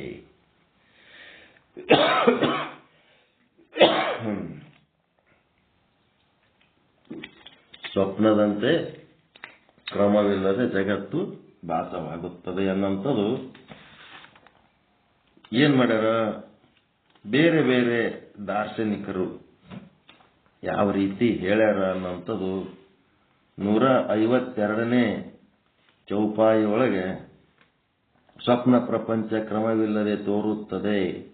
ಅದೇ ರೀತಿ ಮಿಥ್ಯಾ ಜಗತ್ತು ಕೂಡ ಭ್ರಮೆಯಿಂದ ಭಾಸವಾಗುತ್ತದೆ. ಯಾವಾತನು ಈ ಕ್ರಮವನ್ನು ತಿಳಿಯ ಬಯಸುತ್ತಾನೋ ಆತನು ಭ್ರಮದಿಂದ ತೋರುವ ಮೃಗಜಲದಲ್ಲಿ ತನ್ನ ವಸ್ತ್ರಗಳನ್ನು ಒಗೆದು ಹಿಂಡಿ ಒಣಗಿಸಬೇಕು ಅಂತ ಹೇಳಿದ್ರ, ಇದು ಏನ್ ಹಿಂಗಂದ್ರೆ ಸ್ವಪ್ನ ಪ್ರಪಂಚ ಯಾವ ಪ್ರಕಾರ ಕ್ರಮವಿಲ್ಲದೆ ಉತ್ಪತ್ತಿ ಆಗುತ್ತದೆ ಅಂದ್ರೆ, ಒಬ್ಬ ತಂದೆ ಮಗ ಮೊಮ್ಮಗ ಜಾಗೃತ ಅವಸ್ಥೆ ಒಳಗ ಒಬ್ಬ ತಂದೆ ಆಗ್ಬೇಕಾದ್ರೆ 30 ವರ್ಷ ಬೇಕು, ಅಜ್ಜ ಆಗ್ಬೇಕಾದ್ರೆ 60 ವರ್ಷ ಬೇಕು. ಆದ್ರೆ ಸ್ವಪ್ನದೊಳಗ ಅಜ್ಜ ಮಗ ಮೊಮ್ಮಗ 3 ಏಕಕಾಲಕ್ಕೆ ಬಂದು ಬಿಡ್ತಾರ. ಅಲ್ಲಿ ಯಾವ ಕ್ರಮನೂ ಇಲ್ಲ. ಅದಕ್ಕ ಈ ಜಗತ್ತಿನೊಳಗೆ ಸೃಷ್ಟಿ ಆಗ್ಬೇಕಾದ್ರೆ ಕ್ರಮ ಹೆಂಗದಪ್ಪ? ಏನು ಕ್ರಮ ಇಲ್ಲ. ಕೋಳಿ, ತತ್ತಿ, ಬೀಜ, ವೃಕ್ಷ, ತಂದಿ, ಮಗ ಎಲ್ಲ ಎಟ್ ಎ ಟೈಮ್ ಸೃಷ್ಟಿ ಆಗ್ತಾವ. ಸ್ವಪ್ನದಾಗ ಹೆಂಗ್ ಸೃಷ್ಟಿ ಆಗ್ತಾವ, ಹಿಂಗ್ ಜಗತ್ತಿನೊಳಗೆ ಸಹಿತ ಎಟ್ ಎ ಟೈಮ್ ಇಲ್ಲಿ ಸೃಷ್ಟಿ ಆಗ್ತಾವ. ಅದಕ್ಕೆ ಎಲ್ಲಾ ಶಾಸ್ತ್ರಗಳು ಈ ಜಗತ್ತನ್ನ ಸ್ವಪ್ನದಂತೆ ಅಂತ ದೃಷ್ಟಾಂತಗಳು ಕೊಡುತ್ತಾರೆ. ಮಿಥ್ಯಾ ಜಗತ್ತು ಇದು ಸಂಸಾರ ಹೆಂಗದ ಅಂತಂದ್ರೆ ಯದ್ವ ತದ್ವ ಆದ. ಜಾಗೃತದಲ್ಲಿ ಬಡವ ಇದ್ದಾವ, ಸ್ವಪ್ನದಾಗ ಶ್ರೀಮಂತ ಆಗ್ತಾನ. ಮತ್ತ ಜಾಗೃತದಲ್ಲಿ ಶ್ರೀಮಂತ ಇದ್ದಾವ, ಸ್ವಪ್ನದಾಗ ಬಡವ ಆಗತ್ತಾನ. ಅದೇ ರೀತಿ ಜಗತ್ತು ಸಹಿತ ಏನಾಗ್ಯದ? ಸ್ವಪ್ನ ಇದ್ದಂಗದ. ಇಲ್ಲಿ ಸಹಿತ ಬಡವ ಇದ್ದಾವ ಶ್ರೀಮಂತ ಆಗ್ತಾನ, ಶ್ರೀಮಂತ ಇದ್ದಾವ ಬಡವ ಆಗ್ತಾನ. ಈ ಜಗತ್ತಿನ ಜೀವನದೊಳಗೆ ಯಾವುದು ಕ್ರಮ ಅಂತ ಇಲ್ಲ. ಆ ಕ್ರಮದ ಬಗ್ಗೆ ನಾವು ಏನ್ ಮಾಡಿವಿ? ಯಾವುದು ಅನಿತ್ಯ ಆದ ಅದಕ್ಕೆ ನಾವು ನಿತ್ಯ ಅಂತ ಭಾವಿಸಿ ಅದರೊಳಗೊಂದು ಕ್ರಮ ಆದ ಅಂತೇಳಿ ನಾವು ತಿಳ್ಕೊಂಡು ಹೈರಾಣಕ್ಕೆ ಬೀಳಕತ್ತೀವಿ. ಆ ಕ್ರಮ ಅನ್ನೋದು ಇಲ್ಲಿ ಏನೇನು ಇಲ್ಲ. ಏನು ಬೆಕ್ಕದಾಗ ಚಾನ್ಸ್ ಅದ. ಏನ್ ಬೆಕ್ಕದಾಗ ಚಾನ್ಸ್ ಅದ. ಎಲ್ಲಿ? ಈಗ ಕಲ್ಯಾಣಪ್ಪ ಅದರ. ಈ ಕಲ್ಯಾಣಪ್ಪ ಅವ್ರದು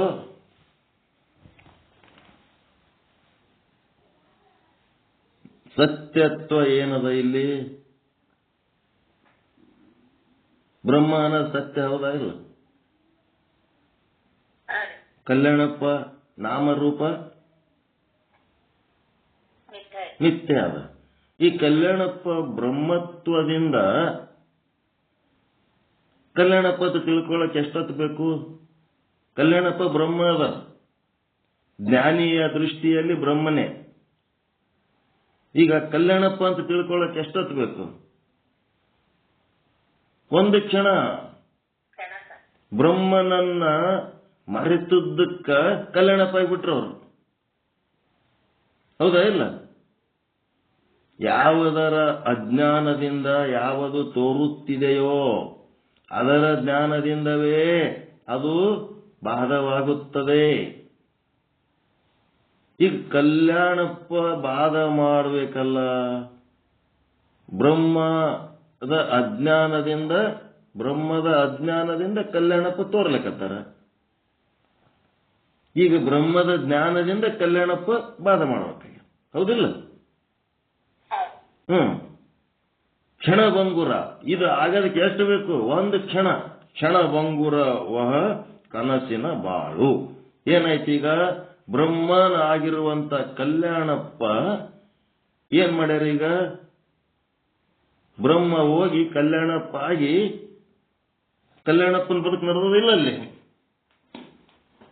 ಎಂತ ಬದುಕದು? ನಾಮರೂಪದ ಬದುಕು, ಕನಸಿನ ಬಾಳು. ಗಣಿಸಲ್ ಶತವರ್ಷ ಭ್ರಮೆ ಕೇಳು. ಕಲ್ಯಾಣಪ್ಪ ಹುಟ್ಟಿದ್ರು, ಶಿಶು ಆಗಿದ್ರು, ಬಾಲಕ ಆದರು, ಯುವಕ ಆದರು, ಮತ್ತೇನಾದರು, ವಿದ್ಯಾವಂತರಾದರು, ಪೊಲೀಸ್ ಸಬ್ ಇನ್ಸ್ಪೆಕ್ಟರ್ ಆದರು, ರಿಟೈರ್ ಆದರು, ಮತ್ತೇನಾಗ್ಯಾರ? ತತ್ವಜ್ಞಾನಿ ಆದರು, ಎಲ್ಲ ಆದರು. ಇಷ್ಟ ಆಗ್ಬೇಕಾದ್ರೆ ಈಗ 75 ವರ್ಷ, 65 75 ವಯಸ್ಸಾಯ್ತು. ಇದು ಗಣಿಸಲ್ ಏನಾಯ್ತು? ಶತವರ್ಷ. ಈಗ ಅದು ಅಲ್ಲಿ ಇಲ್ಲಿ ತನಕ ಇವರು ಏನೇನು ಮಾಡ್ಯಾರ, ಇದು ಸತ್ಯನಾ?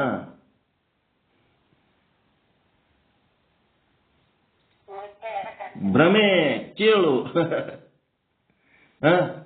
ಗಣಿಸಲ್ ಶತವರ್ಷ ಭ್ರಮೆ ಕೇಳು. ನಂದೇ ಯಾಕೆ ಹೇಳ್ತೀರಿ? ಮತ್ ಸಿಟ್ಟಿಗೆ ಬರಂಗಾರವರು ಎಲ್ಲರದು ನಾಮರೂಪ ಹಿಂಗೆ. ಈಗ ನಾವೇನ್ ಮಾಡೀವಿ?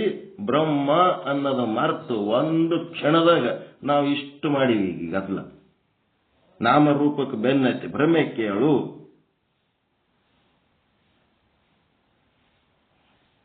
ಕ್ಷಣಭಂಗುರವಹ ಕನಸಿನ ಬಾಳು ಅಂತಂದ್ರೆ ಬ್ರಹ್ಮವನ್ನ ಮರೆತ ಕ್ಷಣವೇ ನಾಮರೂಪಾತ್ಮಕ ಕನಸು ಆರಂಭ ಆಯಿತು.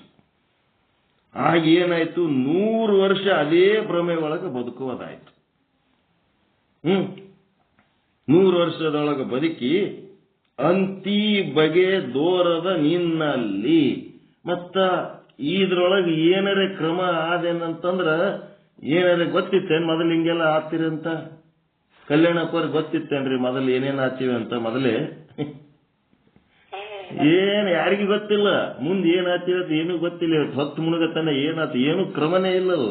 ಏನ್ ಬೇಕಾದಾಗ್ತದ ಏನೇನು ಗೊತ್ತಿಲ್ಲ. ಮತ್ತೆ ಇದೇ ನಾವು ಸತ್ಯ ಅಂತ ತಿಳ್ಕೊಂಡು ಕಂಟಿನ್ಯೂ ಇದ್ರದೇ ಬೆನ್ನತ್ತೀವಿ ನಾವೀಗ. ಬ್ರಹ್ಮ ಸ್ವರೂಪದ ಬಿಟ್ಟು ನಾವೇನ್ ಮಾಡಿಬಿಟ್ಟಿವಿ? ಇದ್ರದೇ ಬೆನ್ನತ್ತೀವಿ ನಾವೀಗ. ಸಂತತ ಮಿಪ್ಪುದು ಪುಸಿ ತಿಳಿದಲ್ಲಿ. ಇದು ಏನದ? ನಿರಂತರವಾಗಿ ಇದು ಸುಳ್ಳು ಬದುಕು ಮಾಡ್ಲಕತ್ತಿನಲ್ಲ ಅಂತೇಳಿ ಯಾರಿಗೆ ತಿಳಿದವನಿಗೆ ಅನಿಸ್ತದಂತ. ಪುಸಿ ಸಂತತ ಮಿಪ್ಪುದು ಪುಸಿ ತಿಳಿದಲ್ಲಿ. ಅಲ್ಲಿ ತಿಲ್ಲಿತನ ಮಾಡಿದ್ದೆಲ್ಲ ಸುಳ್ಳೆ ಆಯ್ತಲ್ಲಪ್ಪ ಅಂತೇಳಿ ಯಾವಾಗ? ತಿಳಿದಲ್ಲಿ. ತಿಳಿಲಾರದಲ್ಲಿ, ಬ್ರಹ್ಮ ಸ್ವರೂಪ ತಿಳಿಲಾರದಲ್ಲಿ ಒಂದು 100 ವರ್ಷ ಬದುಕು ಮಾಡೀವಿ. ಒಂದು ಸೆಕೆಂಡ್ ನಾವು ತಪ್ಪಿದ್ದಕ್ಕೆ, ಒಂದು ಸೆಕೆಂಡ್ ನನ್ನ ಸ್ವರೂಪ ನಾವು ಮರ್ತದ್ದಕ್ಕೆ 100 ವರ್ಷ ಬದುಕು ಮಾಡೀವಿ. ಒಂದು ಸೆಕೆಂಡ್ ನನಗೆ ಬ್ರಹ್ಮಜ್ಞಾನ ಆಯ್ತು ಅಂತಂದ್ರೆ ಇದೆಲ್ಲ ಸುಳ್ಳು ಅಂತೇಳಿ ಗೊತ್ತಾಗ್ತದೆ. ಸಂತತ ನಿರಂತರ ಎಲ್ಲ ಸುಳ್ಳು ಅಂತೇಳಿ ಇದು ಏನು ಮಾಡೀನಿ 100 ವರ್ಷ ಇದೆಲ್ಲ ಸುಳ್ಳು ಅಂತ ತಿಳ್ಕೊಳ್ಳು. ಅದಕ್ಕೆ ಅವ್ರು ಏನ್ ಹೇಳ್ತಾರೆ ಬಸವಣ್ಣವರು? ಸಂಸಾರವೆಂಬುದು ಗಾಳಿಯ ಸೊಡರು. ಸಂಸಾರವೆಂಬುದು ಗಾಳಿಯ ಸೊಡರು. ಸೊಡರಂದ್ರೆ ಏನು? ದೀಪ. ದೀಪ ಹಚ್ಚಿಕೆ ಗಾಳಿಗಿಟ್ರೆ ಹೆಂಗಿರ್ತದೆ? ನಾನು ಒಂದು ದೀಪ, ನನ್ನ ಹೆಂಡತಿ ಒಂದು ದೀಪ, ನನ್ನ ಮಕ್ಕಳ ದೀಪ, ಮೊಮ್ಮಕ್ಕಳ ದೀಪ, ಬಂಧು ಮಿತ್ರರ ದೀಪ, ಎಲ್ಲ ದೀಪಗಳು ಹೆಂಗದವಪ್ಪ ಅಂದ್ರೆ ಗಾಳಿಗಿಟ್ಟು ದೀಪಗಳು ಇದ್ದಂಗೆ ಅದಾವ. ಇವ್ರ ಬಗ್ಗೆ ಏನಾರ ಗ್ಯಾರಂಟಿ ಆದನ್ರಿ? ಈ ದೀಪಗಳ ಬಗ್ಗೆ ಏನಾಗ್ತದ ಗೊತ್ತಿಲ್ಲ.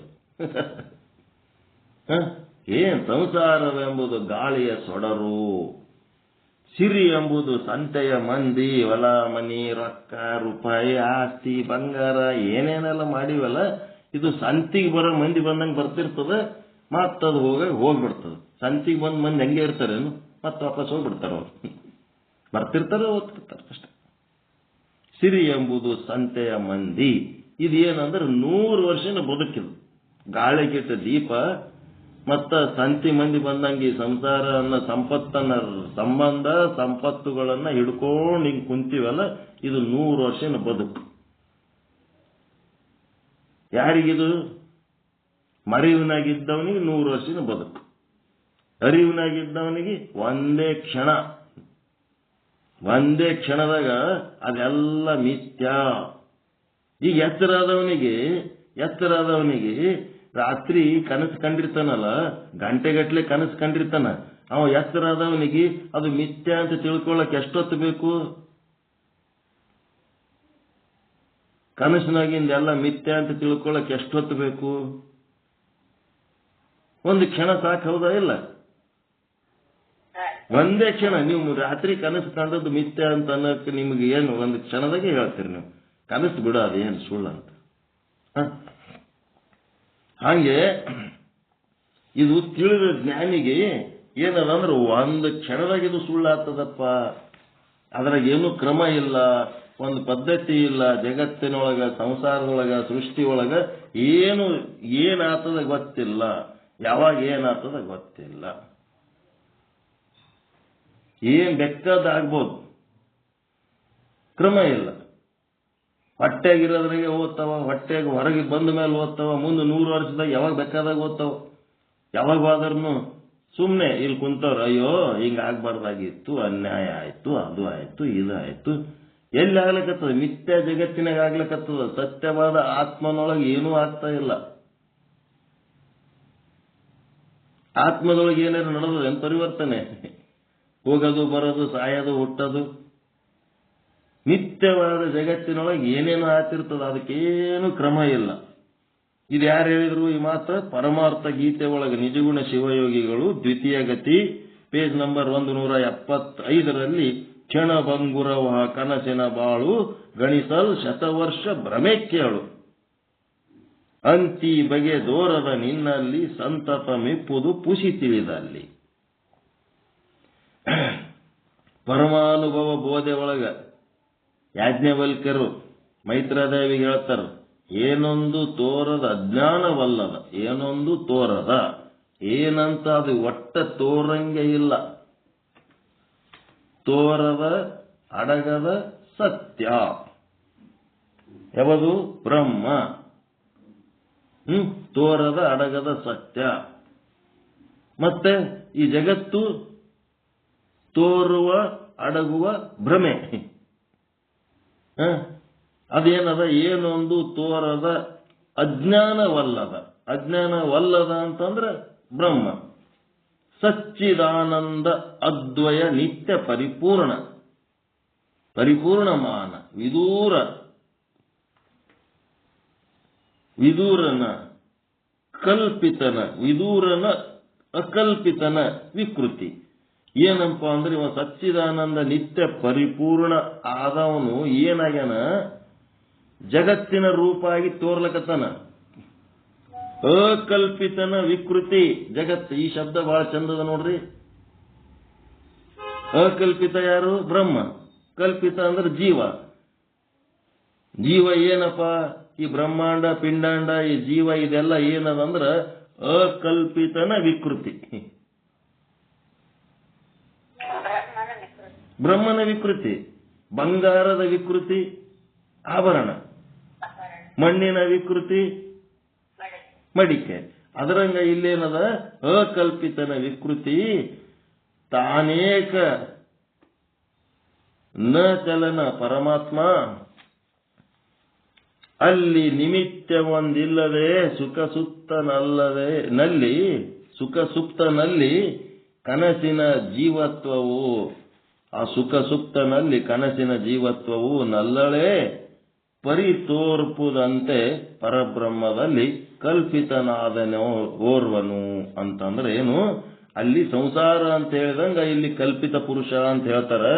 ಸಂಸಾರ, ಜೀವ, ಬ್ರಹ್ಮಾಂಡ, ಪಿಂಡಾಂಡ ಅಂತೇನು ಹೇಳ್ತೀವಲ್ಲ, ಅದನ್ನ ಇಲ್ಲಿ ಏನ್ ಮಾಡ್ತಾರ? ಪರಮಾಣು ಬೋಧೆ ಒಳಗ ಕಲ್ಪಿತ ಪುರುಷ ಅಂತಾರ. ಈ ಕಲ್ಪಿತ ಪುರುಷ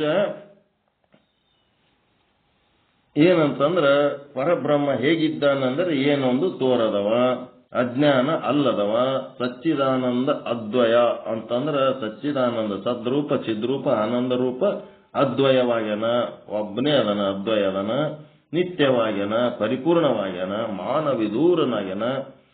ಅಕಲ್ಪಿತನ ವಿಕೃತಿ ಅಂತಂದ್ರೆ ಅಕಲ್ಪಿತನ ವಿಕೃತಿ ಅಂತಂದ್ರೆ ಇದು ಕಲ್ಪಿತ ಜೀವ ಅಥವಾ ಕಲ್ಪಿತ ಪುರುಷ.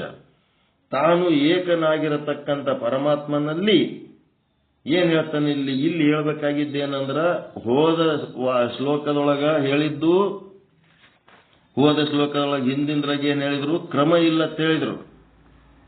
ಅತಿ ಬಗೆದೋರದು ಅಂತಿ ಬಗೆದೋರದು ನಿನ್ನಲ್ಲಿ ಅಂದ್ರೆ ಯಾವುದೂ ಕ್ರಮ ಇಲ್ಲ. ಇದು ನಾಮರೂಪಾತ್ಮಕ ಜೀವನ ಏನ್ ಮಾಡ್ಲಕತ್ತೀವಲ್ಲ, ಈ ಜೀವನ ನಾಮರೂಪ ಕ್ರಿಯೆ ಇರಂತ ಜೀವನ ಏನ್ ಮಾಡ್ಲಕತ್ತೀವಲ್ಲ, ಜೀವ ಭಾವದ ಜೀವನ, ಇದ್ರೊಳಗ ಬಗೆದೋರದು ನಿನ್ನಲ್ಲಿ, ಏನು ಗ್ಯಾರಂಟಿ ಇಲ್ಲ, ಏನು ಕ್ರಮ ಇಲ್ಲ ಅಂತ ಹೇಳಿದ್ರು. ಇಲ್ಲಿ ಏನ್ ಹೇಳ್ತಾನ, ನಿಮಿತ್ತ ಒಂದಿಲ್ಲವೇ, ಒಂದೂ ಅದಕ್ಕೆ ನಿಮಿತ್ತ ಇಲ್ಲ.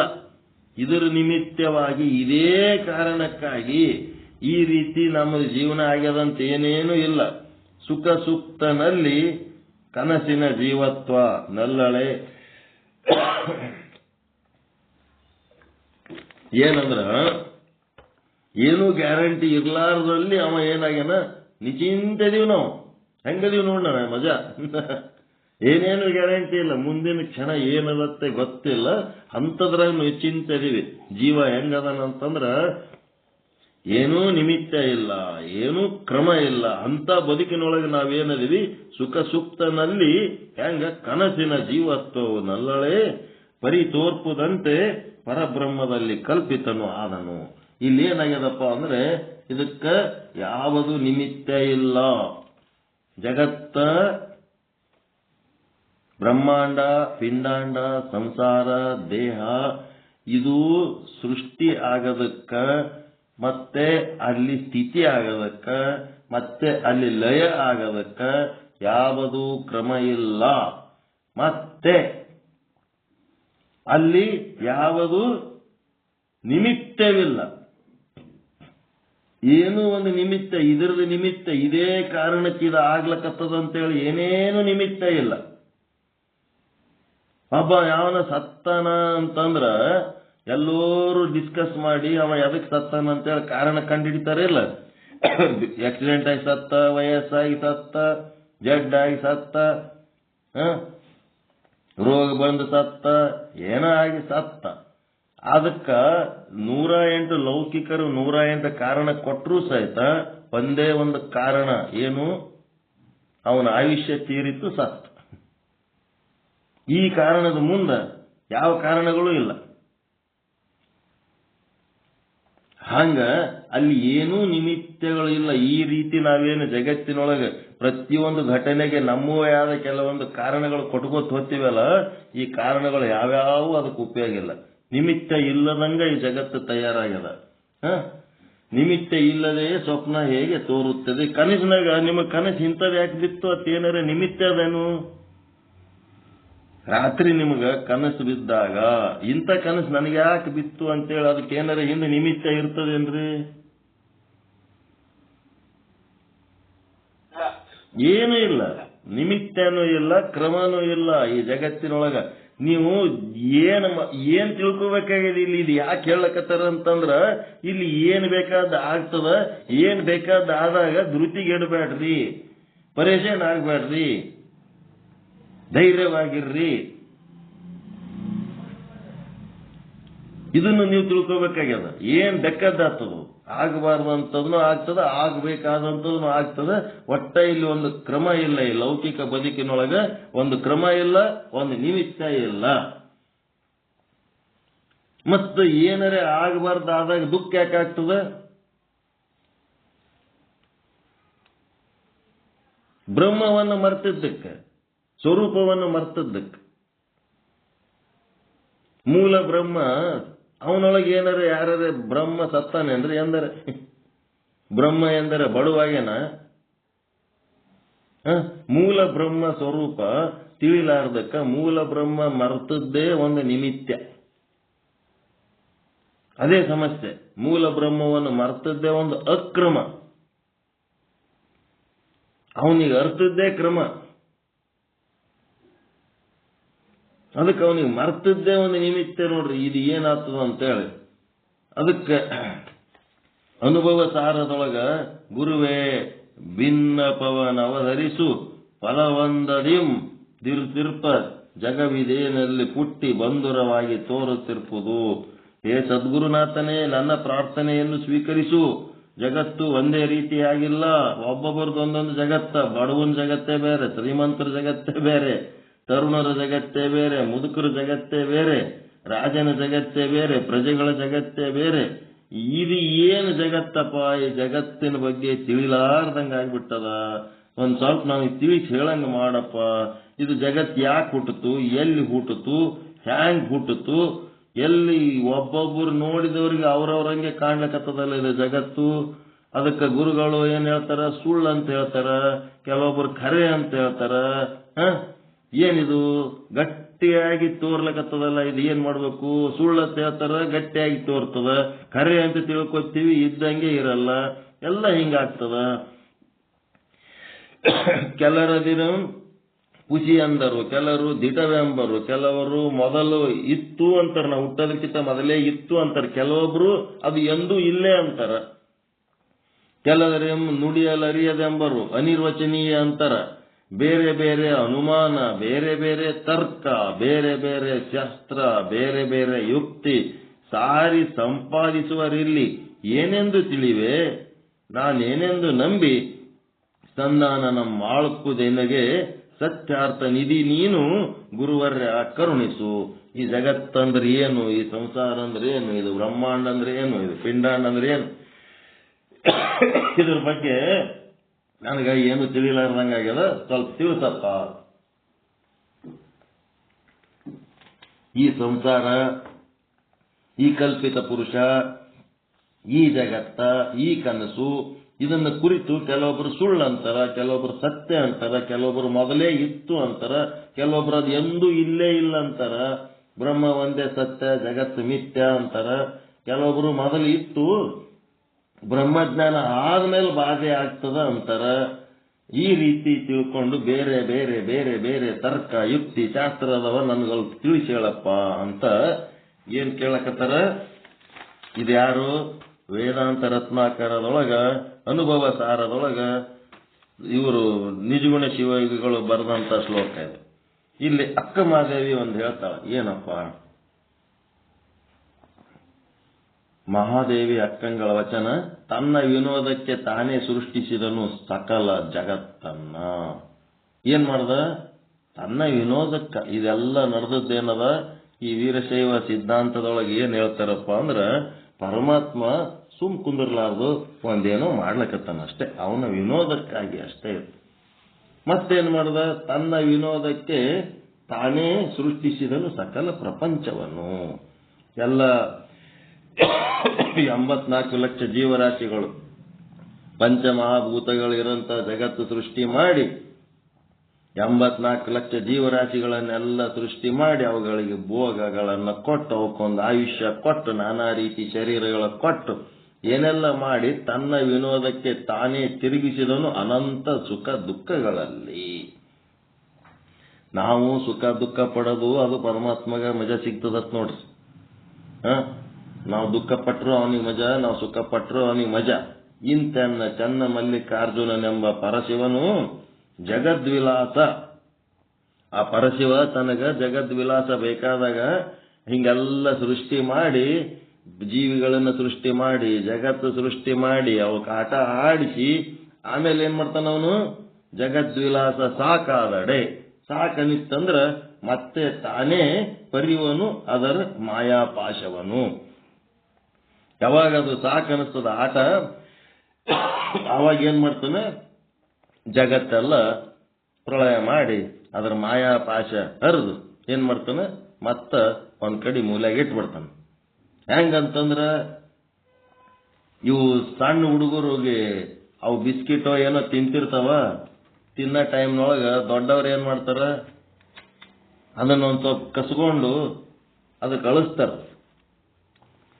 ಆ ಕೂಸಿನ ಕೈ ಅಂದು ಕಸ್ಕೊಂಡು ಅದಕ್ಕೆ ಅಳಿಸ್ತಾರ, ಅದು ಕೂಸು ಹತ್ರ, ಅದು ಯಾರು ಅಳಿಸ್ತಾರ ಅವ್ರಿಗೆ ಸುಖ ಆಗ್ತದ ದುಃಖ ಆಗ್ತದ? ಮಜಾ ಬರ್ತದ ಇಲ್ಲ? ಕೂಸು ಹತ್ರ ಕೂಸಿನ ಕೈ ಅಂತ ಕಸ್ಕೊಂಡು ಅದಕ್ಕೆ ಅಳಿಸಿ ತಾವು ಮಜಾ ತೋತಾರಲ್ಲ, ಹಂಗ ಇಲ್ಲಿ ನಮಗೊಂದು ಏನೋ ಕೊಟ್ಟು ಮಜಾ ತೋತಾನ, ಮತ್ತ ಅವ್ ಕಸ್ಕೊಂಡು ಮಜಾ ತೋತಾನ. ಅವ ಮಜಾ ತಗೊಳ್ಳೋದ್ರಾಗ ನಮಗ ಸುಖ ದುಃಖಗಳು ಆಗ್ತಿರ್ತಾವ ಅಷ್ಟೇ. ನಮಗ್ ಸುಖ ಆದ್ರೂ ಅವನಿಗೆ ಮಜಾ, ನಮಗ್ ದುಃಖ ಆದ್ರೂ ಅವನಿಗೆ ಮಜಾ. ಅವನ ವಿನೋದಕ್ಕಾಗಿ ಈ ಜಗತ್ತಿನ ಲೀಲೆಗಳು ನಡೆದವು. ಅದಕ್ಕ ನಾವೇನ್ ಮಾಡ್ಬೇಕು? ಇಲ್ಲಿ ಜೀವಿಗಳ ಆಗಿ ಇರುವ ಕಾರಣ ನಮಗ ಈ ರೀತಿ ಸುಖ ದುಃಖಗಳ ಫೀಲಿಂಗ್ಸ್ ಆಗ್ತಿರ್ತಾವ. ನಾವು ಬ್ರಹ್ಮ ಸ್ವರೂಪ ಆದೇವಂತಂದ್ರೆ ಏನಾಗ್ತದ? ಅದಕ್ಕೆ ಕಸ್ಕೊಂಡು, ಈಗ ಅಳ ಕೂಸ ಯಾರನ್ನ ಏನ್ ರೆಪ್ರೆಸೆಂಟ್ ಮಾಡ್ತದದು? ಅಳ ಕೂಸು ಎದರ ಪ್ರತಿನಿಧಿ? ಜೀವನ ಪ್ರತಿನಿಧಿ ಅದು. ಕಸ್ಕೊಂಡು ಮಜಾ ತಗೊಳ್ಳೋಣ ಯಾರು? ಬ್ರಹ್ಮ. ಬ್ರಹ್ಮನ ಸಂಕೇತ ಎಲ್ಲದ? ಅದು ಕಸ್ಕೊಂಡು ಮಜಾ ತಗೊಳ್ಳೋಣ. ಅದಕ್ಕೆ ಈ ಜಗತ್ತಿನೊಳಗ ಈ ನಮಗೆ ಆಗ್ಲಿ ಯಾರಿಗೆ ಆಗ್ಲಿ ಏನೇ ಆಗ್ಲಿ ಅದನ್ನೆಲ್ಲ ಸಾಕ್ಷಿಯಾಗಿ ನೋಡಿ ಅದು ಏನೇನಾಗಬೇಕು ಆಗ್ಲಕ್ಕತ್ತದಂತೇಳಿ ಅದರೊಳಗ ಆನಂದ ಬಿಟ್ಟು ಮತ್ತೊಂದು ಯಾವ ಭಾವ ಇರ್ಲಾರ್ದಂಗ ಶಾಶ್ವತ ಆನಂದ ಹೊಂದವ ಯಾರು? ಬ್ರಹ್ಮ ಸ್ವರೂಪ. ಇದು ಬರ್ಬೇಕು. ಏನಾರ ಸುದ್ದಿ ಬಂತು ಅಂದ್ಕೊಂಡ ಅಯ್ಯೋ ಹಿಂಗಾಯ್ತಾ ಅಂತೇಳಿ ಪರೇಶಾನ್ ಆಗಿ ಆಯ್ತು ನಡಿ ರಿಸರ್ವೇಶನ್ ಮಾಡ್ಕೊಂಡು ಹೋಗೇ ಬೇಡ ಮತ್ ಪರೇಶ್ ಗದ್ಲ ಚಾಲು ಒಯ್ಕೋ ಬಡ್ಕೋದ್ ಚಾಲು. ಹೆಂಗಿರ್ಬೇಕು? ಅದು ಅಳ ಕೂಸಿನ ಲಕ್ಷಣ. ಅದು ಬಿಸ್ಕಿಟ್ ಕಸ್ಕೊಂಡು ಅಳಸ ಬ್ರಹ್ಮ ಆಗ್ಬೇಕಲ್ಲ, ಅದಕ್ಕಿಂತ ಎತ್ತರದ ಸ್ಥಿತಿಗೆ ಹೋಗ್ಬೇಕಲ್ಲ. ಸಣ್ಣ ಸಣ್ಣ ಮಕ್ಕಳು ಆಟ ಉಸುಕಿನಲ್ಲಿ ಮನೆ ಕಟ್ಟುತ್ತವೆ, ಗಂಡ ಹೆಂಡತಿಯಾಗಿ ಸಂಸಾರ ಮಾಡುತ್ತವೆ. ಮಕ್ಕಳು ಮರಿ ಎಲ್ಲನೂ ಆತರಲ್ಲಿ, ಗಂಡನೂ ಆತರ, ಹೆಂಡತಿ ಆತರ, ಮಕ್ಕಳ ಆತರ, ಮನಿ ಕಟ್ತಾರ, ಅಡಿಗೆ ಮಾಡ್ತಾರ, ಊಟ ಮಾಡ್ತಾರ, ಎಲ್ಲ ಮಾಡ್ತಾರ. ಯಾವಾಗ ತಾಯಿ ಬಂದು ಎಷ್ಟೊತ್ತು ಆಟ ಆಡ್ಕೊತ್ ಕೂತೀರಿ ಬರ್ರಿ ಮನಿಗೆ ಅಂತ ಕರೆದು ಕೂಡ್ಲೇನೆ ಅವ್ರು ಎದ್ದು ಹೋಗಾಗ ಹೆಂಗ್ ಹೋಗ್ತಾರ? ಅವರು ಅಲ್ಲಿ ಮನಿಗಿನಿ ಕಟ್ಟಿದ್ದು ಹಂಗೆ ಬಿಟ್ಟು ಹೋಗ್ತಾರ. ಎಲ್ಲ ಕೆಡಕ್ಕೆ ಹೋಗ್ಬಿಡ್ತಾರ. ಸಮಯ ಮುಗಿದ ನಂತರ ತಾಯಿ ಕರೆಯುತ್ತಾಳೆ, ಆಗ ಆಟ ಸಾಕು, ಆಟ ಮುಗಿತು ಅಂತೇಳಿ ತಾವೇ ಕಟ್ಟಿದ ಮನೆಯನ್ನು ಒದ್ದು ಕೆಡವಿ ಓಡಿ ಹೋಗುವಂತೆ ಪರಮಾತ್ಮನು ತನ್ನ ವಿನೋದಕ್ಕಾಗಿ ಸಂಸಾರದ ಆಟವಾಡುತ್ತಾನೆ. ಮತ್ತವ ಯಾವಾಗ ಕರೀತಾನ ಅವಾಗ ಇದೆಲ್ಲ ಬೆಟ್ ನಡಿ ಆ ಕಡೆ ಹೋಗಮ್ಮ ಅಂತ ಹೋಗೋದಷ್ಟೇ. ಇಲ್ಲಿ ಹೇಳುವುದೇನೆಂದರೆ ಸಂಸಾರ ಸೃಷ್ಟಿಗೆ ಏನಾದರೂ ಕ್ರಮವಿದೆಯೇ? ಇಲ್ಲ. ಸಣ್ಣ ಮಕ್ಕಳ ಆಟ ಇದ್ದಂಗಿದ್ದು ಸಂಸಾರಕ್ಕೆ ಬಹಳ ಸೀರಿಯಸ್ ತಗೋಬೇಡ್ರಿ, ಹುಡುಗರ ಆಟ ಇದಷ್ಟೇ. ಯಾವ ರೀತಿಯಾಗಿ ಸ್ವಪ್ನದ ಸೃಷ್ಟಿಗೆ ಕ್ರಮವಿಲ್ಲದೆಯೇ ಸ್ವಪ್ನ ಪ್ರಪಂಚ ತೋರುತ್ತದೆಯೋ ಅದೇ ರೀತಿಯಾಗಿ ಈ ಜಾಗೃತ ಪ್ರಪಂಚ ಕೂಡ ಯಾವ ನಿಮಿತ್ತವಿಲ್ಲದೆಯೇ ತೋರುವಂತದ್ದಾಗಿದೆ. ಇದಕ್ಕ ನಿಮಿತ್ತನೂ ಇಲ್ಲ, ಕ್ರಮನೂ ಇಲ್ಲ. ಇದು ಎದಕ್ಕೆ ಆಗ್ಲಕತ್ತದತ್ತ ಗೊತ್ತಿಲ್ಲ, ಹೆಂಗ್ ಆಗ್ತದತ್ ಗೊತ್ತಿಲ್ಲ. ನಮ್ ಕಲ್ಯಾಣಪ್ಪರ ಪ್ರಶ್ನೆ ಅದೇ, ಆತ್ಮದಿಂದ ಅಂತಾರೆ. ಮುಂದ ಶಾಶ್ವತವಾದದ್ದು ಅವಿನಾಶಿಯಾದ ಆತ್ಮದಿಂದ, ಮುಂದೆ ಜಗತ್ ಸೃಷ್ಟಿಯಾಗಿದ್ದು ವಿನಾಶಿ. ಅವಿನಾಶಿಲಿಂತ ವಿನಾಶಿ ಹೆಂಗ್ ಹುಟ್ಟಿತು? ಅದೇ ಅವ್ರ ಪ್ರಶ್ನೆ. ಅದು ಆತ್ಮದಿಂದ ಅಂತಂದ ಮೇಲೆ ಈಗ ಕುದುರೆಯಿಂದ ಏನ್ ಹುಟ್ಟಬೇಕು? ಕುದುರೆನೇ ಹುಟ್ಟಬೇಕು. ಕುದುರೆ ಹೊಟ್ಟೆಗಿದ ಕಟ್ಟ್ಯಾಕೆ ಹುಟ್ಟಿತು? ಅವಿನಾಶಿಯಾದ ಆತ್ಮನಿಂದ ವಿನಾಶಿಯಾದ ಜಗತ್ತ್ಯಾಕೆ ಹುಟ್ಟಿತು?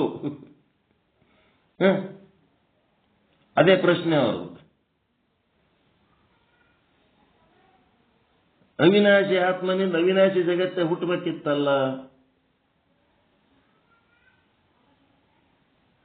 ಅದಕ್ಕ ಆತ್ಮನ ಮರೆವು ಆಗಿದ್ದಕ್ಕೆ ಇದು ಜಗತ್ತು ತೋರ್ಲಕತ್ತದಲ್ಲ. ಆತ್ಮನೇ ಅದ, ಆತ್ಮ ಬಿಟ್ಟು ಮತ್ತೊಂದು ಏನೂ ಇಲ್ಲೇ ಇಲ್ಲ. ಒಂದು ತೋರುವ ಅಡಗುವ ಲೀಲೆ ಮಾಡ್ಲಕತ್ತದದು ಆತ್ಮ. ತೋರುವ ಅಡಗುವ ಲೀಲೆನೂ ಆತ್ಮದ್ದೇ, ತೋರದ ಅಡಗದ ಲೀಲೆನೂ ಆತ್ಮದ್ದೇ. ಆತ್ಮ ಬಿಟ್ಟು ಮತ್ತೊಂದು ಏನು ಇಲ್ಲೇ ಇಲ್ಲ ಅಲ್ಲಿ. ಅದಕ್ಕ ಒಂದು ನಿಮಿತ್ತ ಇಲ್ಲ, ಒಂದು ಕ್ರಮ ಇಲ್ಲ. ಈ ನಮ್ಮ ಲೌಕಿಕ ಬದುಕಿನೊಳಗ ಸಣ್ಣ ಮಕ್ಕಳ ಆಟದಲ್ಲಿ ಏನೇ ಕಷ್ಟ ನಷ್ಟ ಅಪಮಾನ ಹಿಂಸೆ ಆದ್ರೆ ಯಾವ ರೀತಿ ಸೀರಿಯಸ್ ಮ್ಯಾಟರ್ ಅಲ್ಲವೋ ಅದೇ ರೀತಿ ಇಲ್ಲಿ ಕೂಡ ನಾವು ಸೀರಿಯಸ್ ತಗೊಳ್ಳೋದಿಲ್ಲ.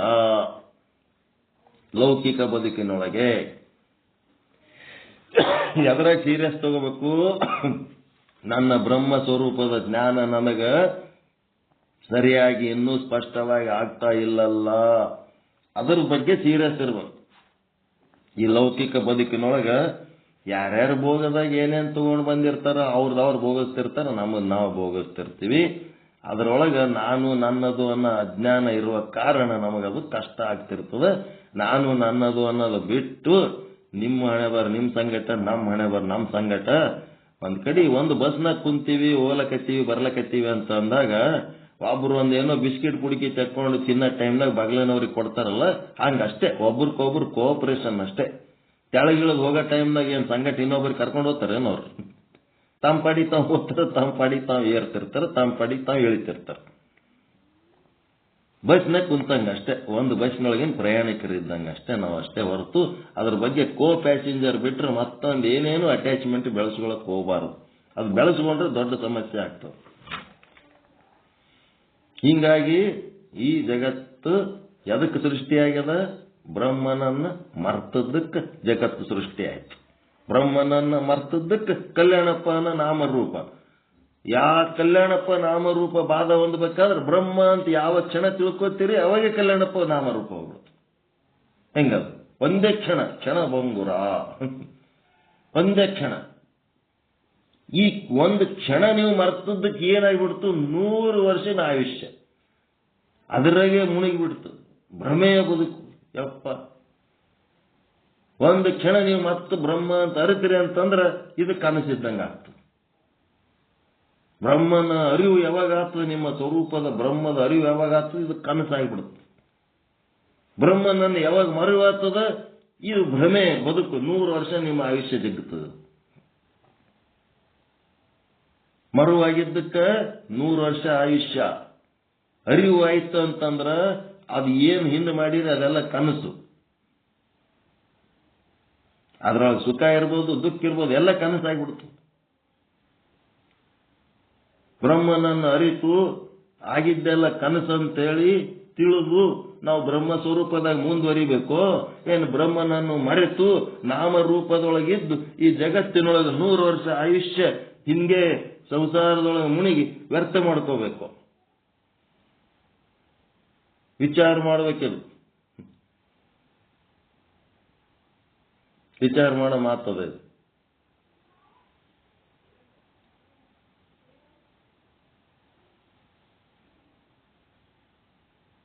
ಏನಾರ ಅನುಭವಕ್ಕೆ ಬರ್ಲಕತ್ತದ ಹೇಳೋದು.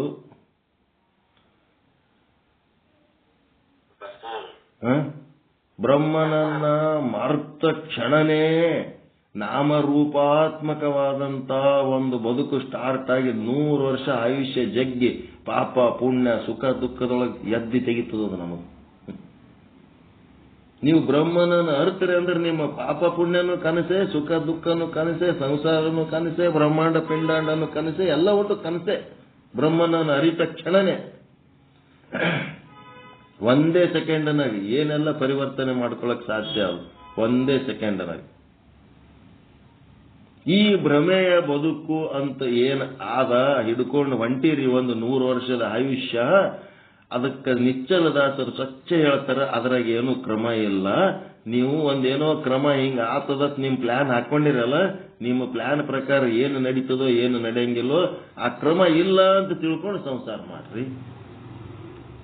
ಅದಕ್ಕೆ ಯಾವುದು ನಿಮಿತ್ತ ಇಲ್ಲ. ಯಾವ ಕಾರಣಕ್ಕಿದಾತ ಅದಕ್ಕೆ ಯಾವುದು ನಿಮಿತ್ತ ಇಲ್ಲ. ಏನಾರೇ ಆಗೋಣ, ಏನ್ ಪಾಪ ಮಾಡಿನೋ ಅಂತೀರಿ, ಏನ್ ಪಾಪ ಮಾಡಿಲ್ಲ ನೋ, ಅದಕ್ಕೆ ಕ್ರಮ ಇಲ್ಲ ಅಷ್ಟೇ. ಏನ್ ಪುಣ್ಯ ಮಾಡಿನೋ, ಏಟ್ ಚಲೋ ದೇವ್ರಿಟ್ಟಾನ, ಏನಿಲ್ಲ, ಕ್ರಮ ಇಲ್ಲ. ಅದು ನಿಮಗೆ ಚಲೋನು ಇಡಬಹುದು, ಕೆಟ್ಟನು ಇಡಬಹುದು. ಅದು ಕ್ರಮ ಇಲ್ಲದ್ದು, ನಿಮಿತ್ತ ಇಲ್ಲದ್ದು, ಪಾಪ ಪುಣ್ಯಕ್ಕೆ ಸಂಬಂಧ ಇಲ್ಲದು.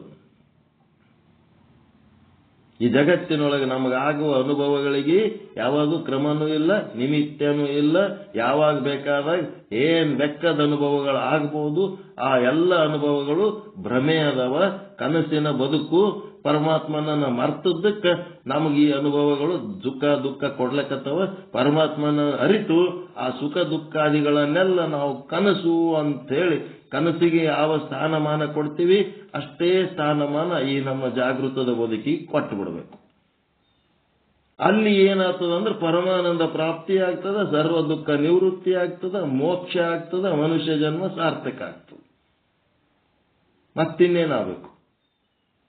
ಆಗಿದ್ದೆಲ್ಲ ಕನಸು ಅಂತ ತಿಳ್ಕೊಂಡ್ರೆ ಮೋಕ್ಷ ಆಗ್ತದೆ, ಪರಮಾನಂದ ಪ್ರಾಪ್ತಿ ಆಗ್ತದೆ, ಸರ್ವ ದುಃಖ ನಿವೃತ್ತಿ. ನೀವು ನಿಮ್ಮ ಬದುಕನ್ನ ಕನಸು ಅಂತ ತಿಳ್ಕೊಳ್ಳೋ ಕೆಲಸ ನೀವು ಮಾಡಬೇಕೇ ಹೊರ್ತದ ನಾವು ಮಾಡ್ಲಿಕ್ಕಾಗ್ತದ? ಇದು ಒಂದು ಕನಸು.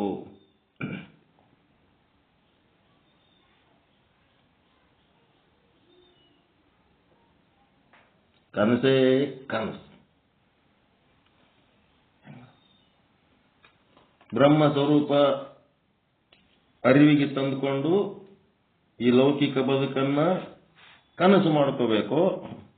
ಬ್ರಹ್ಮನನ್ನ ಮರೆತು ಅನಿಮಿತ್ಯವಾದ ಆ ಒಂದು ಕ್ರಮ ಇಲ್ಲದ ಒಂದು ಸಂಸಾರ ಇದನ್ನ ಸತ್ಯ ಮಾಡ್ಕೊಂಡು ಇದರೊಳಗೆ ಸುಖ ದುಃಖ ಅನುಭವಿಸಬೇಕು. ಬಂಧನಕ್ಕೊಳಗಾಗೋದಕ್ಕೂ ದಾರಿ ಅದ, ಮೋಕ್ಷಕ್ಕೊಳಗಾಗೋದಕ್ಕೂ ದಾರಿ ಅದ. ಯಾವದಕ್ಕೆ ಮಾಡ್ಕೋಬೇಕಂತೀರಿ? ನಿಮಗೆ ಬಿಟ್ಟದ್ದು.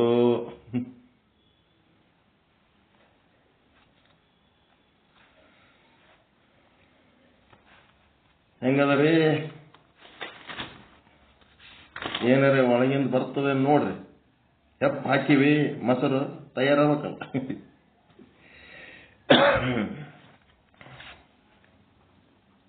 ಮೊಸರು ಮಜ್ಜಿಗೆ ಬೆಣ್ಣೆ ಬರ್ಬೇಕಲ್ಲ.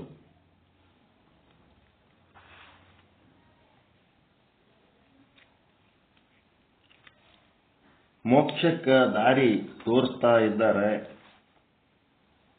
ಬ್ರಹ್ಮನನ್ನ ಮರೆತ ಕ್ಷಣವೇ 100 ವರ್ಷದ ಆಯುಷ್ಯ, ಸಂಸಾರ, ಸುಖ ದುಃಖ, ಪಾಪ ಪುಣ್ಯ ಎಲ್ಲ ತೆಕ್ಕಿಗೆ ಬೀಳ್ತವ. ಅದರೊಳಗೆ ಏನು ಕ್ರಮ ಇಲ್ಲ, ಏನು ನಿಮಿತ್ತ ಇಲ್ಲ. ಅದು ಹಿಂಗೆ ಅಂತೇಳಿ ನೀವೇನು ಅನ್ಕೊಳಕ್ ಹೋಗ್ಬೇಡ. ಅದು ಹ್ಯಾಂಗ್ ಬೇಕು ಹಂಗಿರ್ತದೆ. ಚರಿತ್ರೆಗಳು ತೋರಿಸ್ತಾವಲ್ರಿ. ಋಷಿ ಮುನಿಗಳ ವಂಶ, ಹಿಂದಿನವರು ಎಷ್ಟು ಪವಿತ್ರಾತ್ಮರು. ಅಂಥವ್ರ ಮನೆಯಾಗ ರಾವಣ ಹುಟ್ಟಿದ. ರಾವಣನು ಮಸ್ತ್ ಪವಿತ್ರಾತ್ಮನೇ, ಬೇಕಾದಷ್ಟು ದೊಡ್ಡ ಗುಣ, ದೊಡ್ಡ ಮನಸ್ಸು.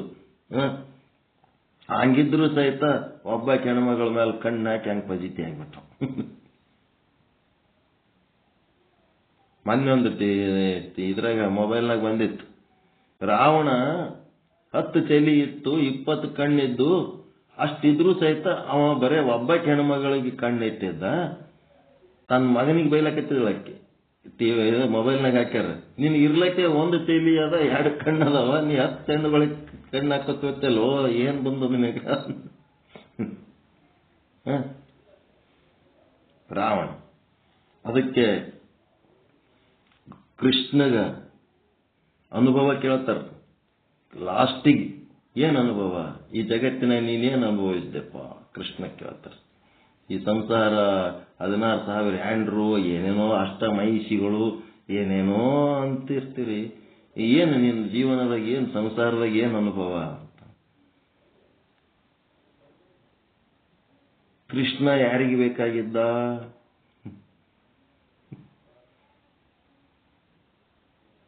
ಕೃಷ್ಣ ಯಾರಿಗೆ ಬೇಕಾಗಿದ್ದ? ರಾಜ್ಯವನ್ನ ತ್ಯಾಗ ಮಾಡಿ, ರಾಜನನ್ನ ಬಿಟ್ಟು ಅವ ಕೃಷ್ಣ ಯಾರಿಗೆ ಬೇಕಾಗಿದ್ದ? ಇವೆಲ್ಲ ಗೊತ್ತಿರ್ಬೇಕು. ಮೀರಾಬಾಯಿಗೆ ಬೇಕಾಗಿದ್ದ.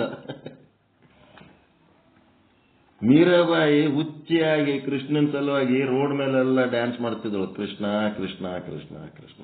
ಮೀರಾಬಾಯಿಗೆ ಕೃಷ್ಣ, ಅಕ್ಕಮಾದೇವಿಗೆ ಮಲ್ಲಿಕಾರ್ಜುನ ಬೇಕಾಗಿದ್ದ. ಮತ್ತ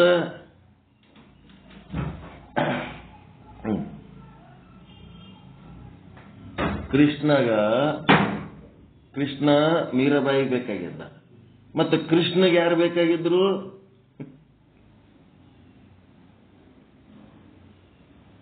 ಕೃಷ್ಣಗೆ ಯಾರು ಬೇಕಾಗಿದ್ರು? ಎರಡು ರೇಖೆ ಪಿಕ್ಚರ್ ನಗದಲ್, ನೀಲ ಮೇಘ ಶ್ಯಾಮ, ಏನಂದ್ರೆ ಹಾಡೋದು ಕೇಳಿರಿಲ್ಲ ಹಾಡ? ಮತ್ತೆ ಕೃಷ್ಣಗೆ ಯಾರು ಬೇಕಾಗಿದ್ರು? ರಾಧೆಗಾಗಿ. ಕೃಷ್ಣ ರಾಧೆಗೆ ಬಯಸ್ತಿದ್ದ, ಕೃಷ್ಣ ರಾಧೆಗೆ ಬಯಸ್ತಿದ್ದ. ಮತ್ತೆ ಕೃಷ್ಣನನ್ನು ಯಾರು ಬಯಸ್ತಿದ್ರು? ಮೀರಾಬಾಯಿ. ಆದ್ರ ಅವನು ಬಯಸೋರು ಅವನಿಗೆ ಪಡ್ಕೊಳ್ಳಿಲ್ಲ, ಅವ ಯಾರಿಗೆ ಬಯಸ್ತಾನ ಅವ್ರಿಗೂ ಅವ ಪಡ್ಕೊಳ್ಳಕ್ಕಾಗಲಿಲ್ಲ. ಯಾರಿಗೆ ಪಡ್ಕೊಂಡವ? ರುಕ್ಮಿಣಿಗೆ ಪಡ್ಕೊಂಡ. ರುಕ್ಮಿಣಿ ನನ್ನ ಹೆಂಡತಿಯಾಗಿ ಉಳಿದಳು. ಆಕಿಗೇನು ಬಯಸಿಲ್ಲ, ಏನಿಲ್ಲ, ಬಂದಳಪ್ಪ. ಇದು ಏನಿದ್ರ ಅರ್ಥ? ಈ ಜಗತ್ತಿನಲ್ಲಿ ಕ್ರಮ ಅಂತ ಇಲ್ಲ, ನಿಮಿತ್ತ ಅಂತ ಇಲ್ಲ. ಸರಿಗದ ವಿಚಾರ?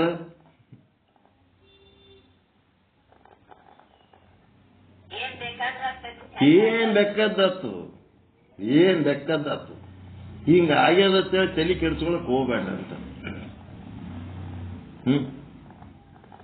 ಕ್ರಮ ಇಲ್ಲದಂತ ಬದುಕು. ಹಿರಣ್ಯ ಕಶ್ಯಪು ಎಂತ ದುಷ್ಟ, ಅಂತವನ್ ಮನೆಯಾಗ ಪ್ರಹ್ಲಾದ ಹುಟ್ಟಿದ.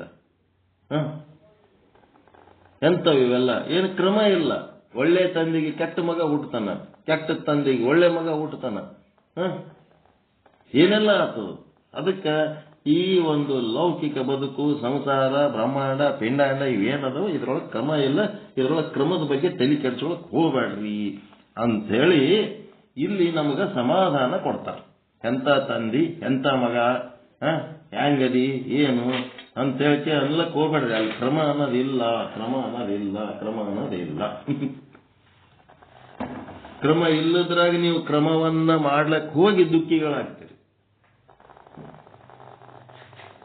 ಮತ್ತಿನ್ನೇನು ಹೇಳ್ಬೇಕು? ಇನ್ನ ಏನಾದ್ರು ಡೌಟ್ ಇದ್ರೆ ಕೇಳಿ.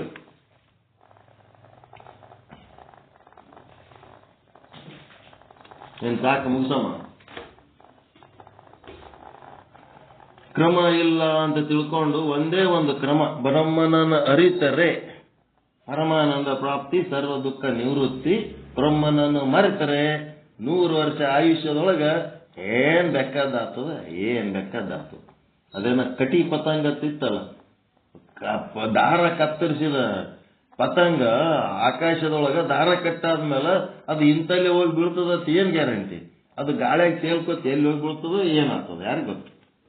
ಅಲ್ಲಿ ಏನು ಕ್ರಮ ಇಲ್ಲ, ಮುಗಿದಾಯ್ತ. ಬ್ರಹ್ಮನನ್ನು ಮರೆತವರ ಜೀವನದಲ್ಲಿ ಯಾವ ಕ್ರಮವೂ ಇಲ್ಲ. ಬ್ರಹ್ಮನನ್ನು ಅರಿತವರದ್ದು ಒಂದೇ ಒಂದು ಮೋಕ್ಷ. ಬ್ರಹ್ಮನನ್ನು ಮರೆತವರಿಗೆ 1000 ಅನುಭವಗಳು, 1000 ಸಮಸ್ಯೆಗಳು.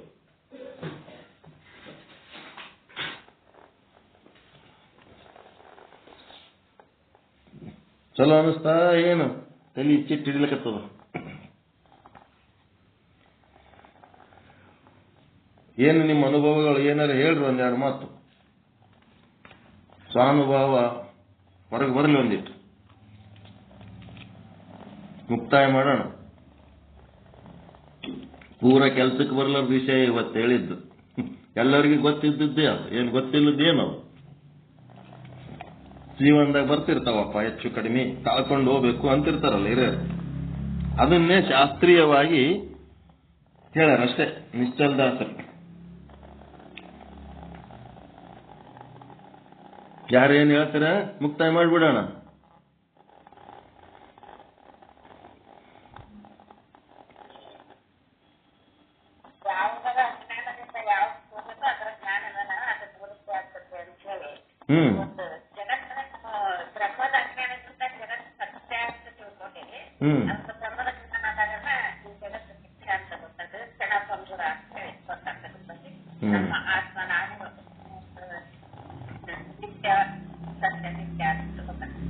ಬ್ರಹ್ಮನನ್ನ ಮರೆತ ಕ್ಷಣವೇ ಜಗತ್ತು ಸೃಷ್ಟಿಯಾಗಿಬಿಡ್ತದ.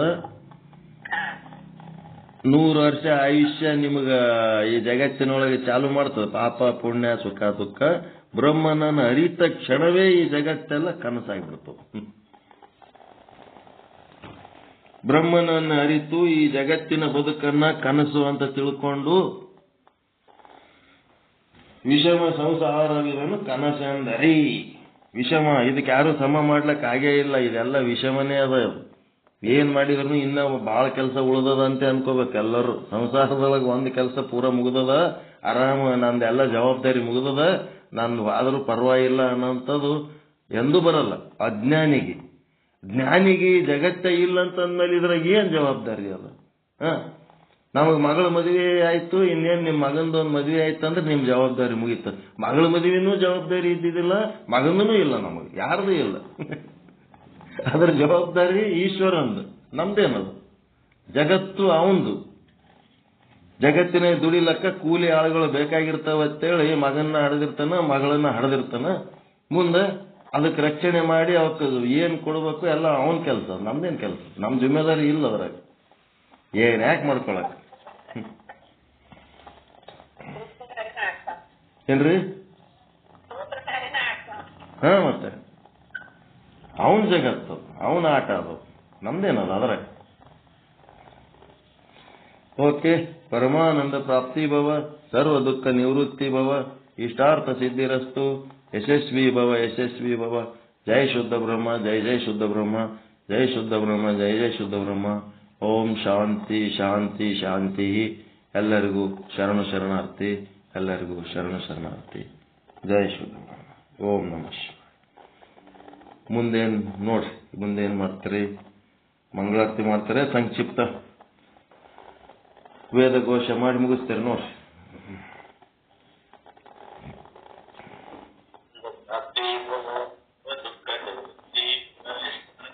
ದುಃಖ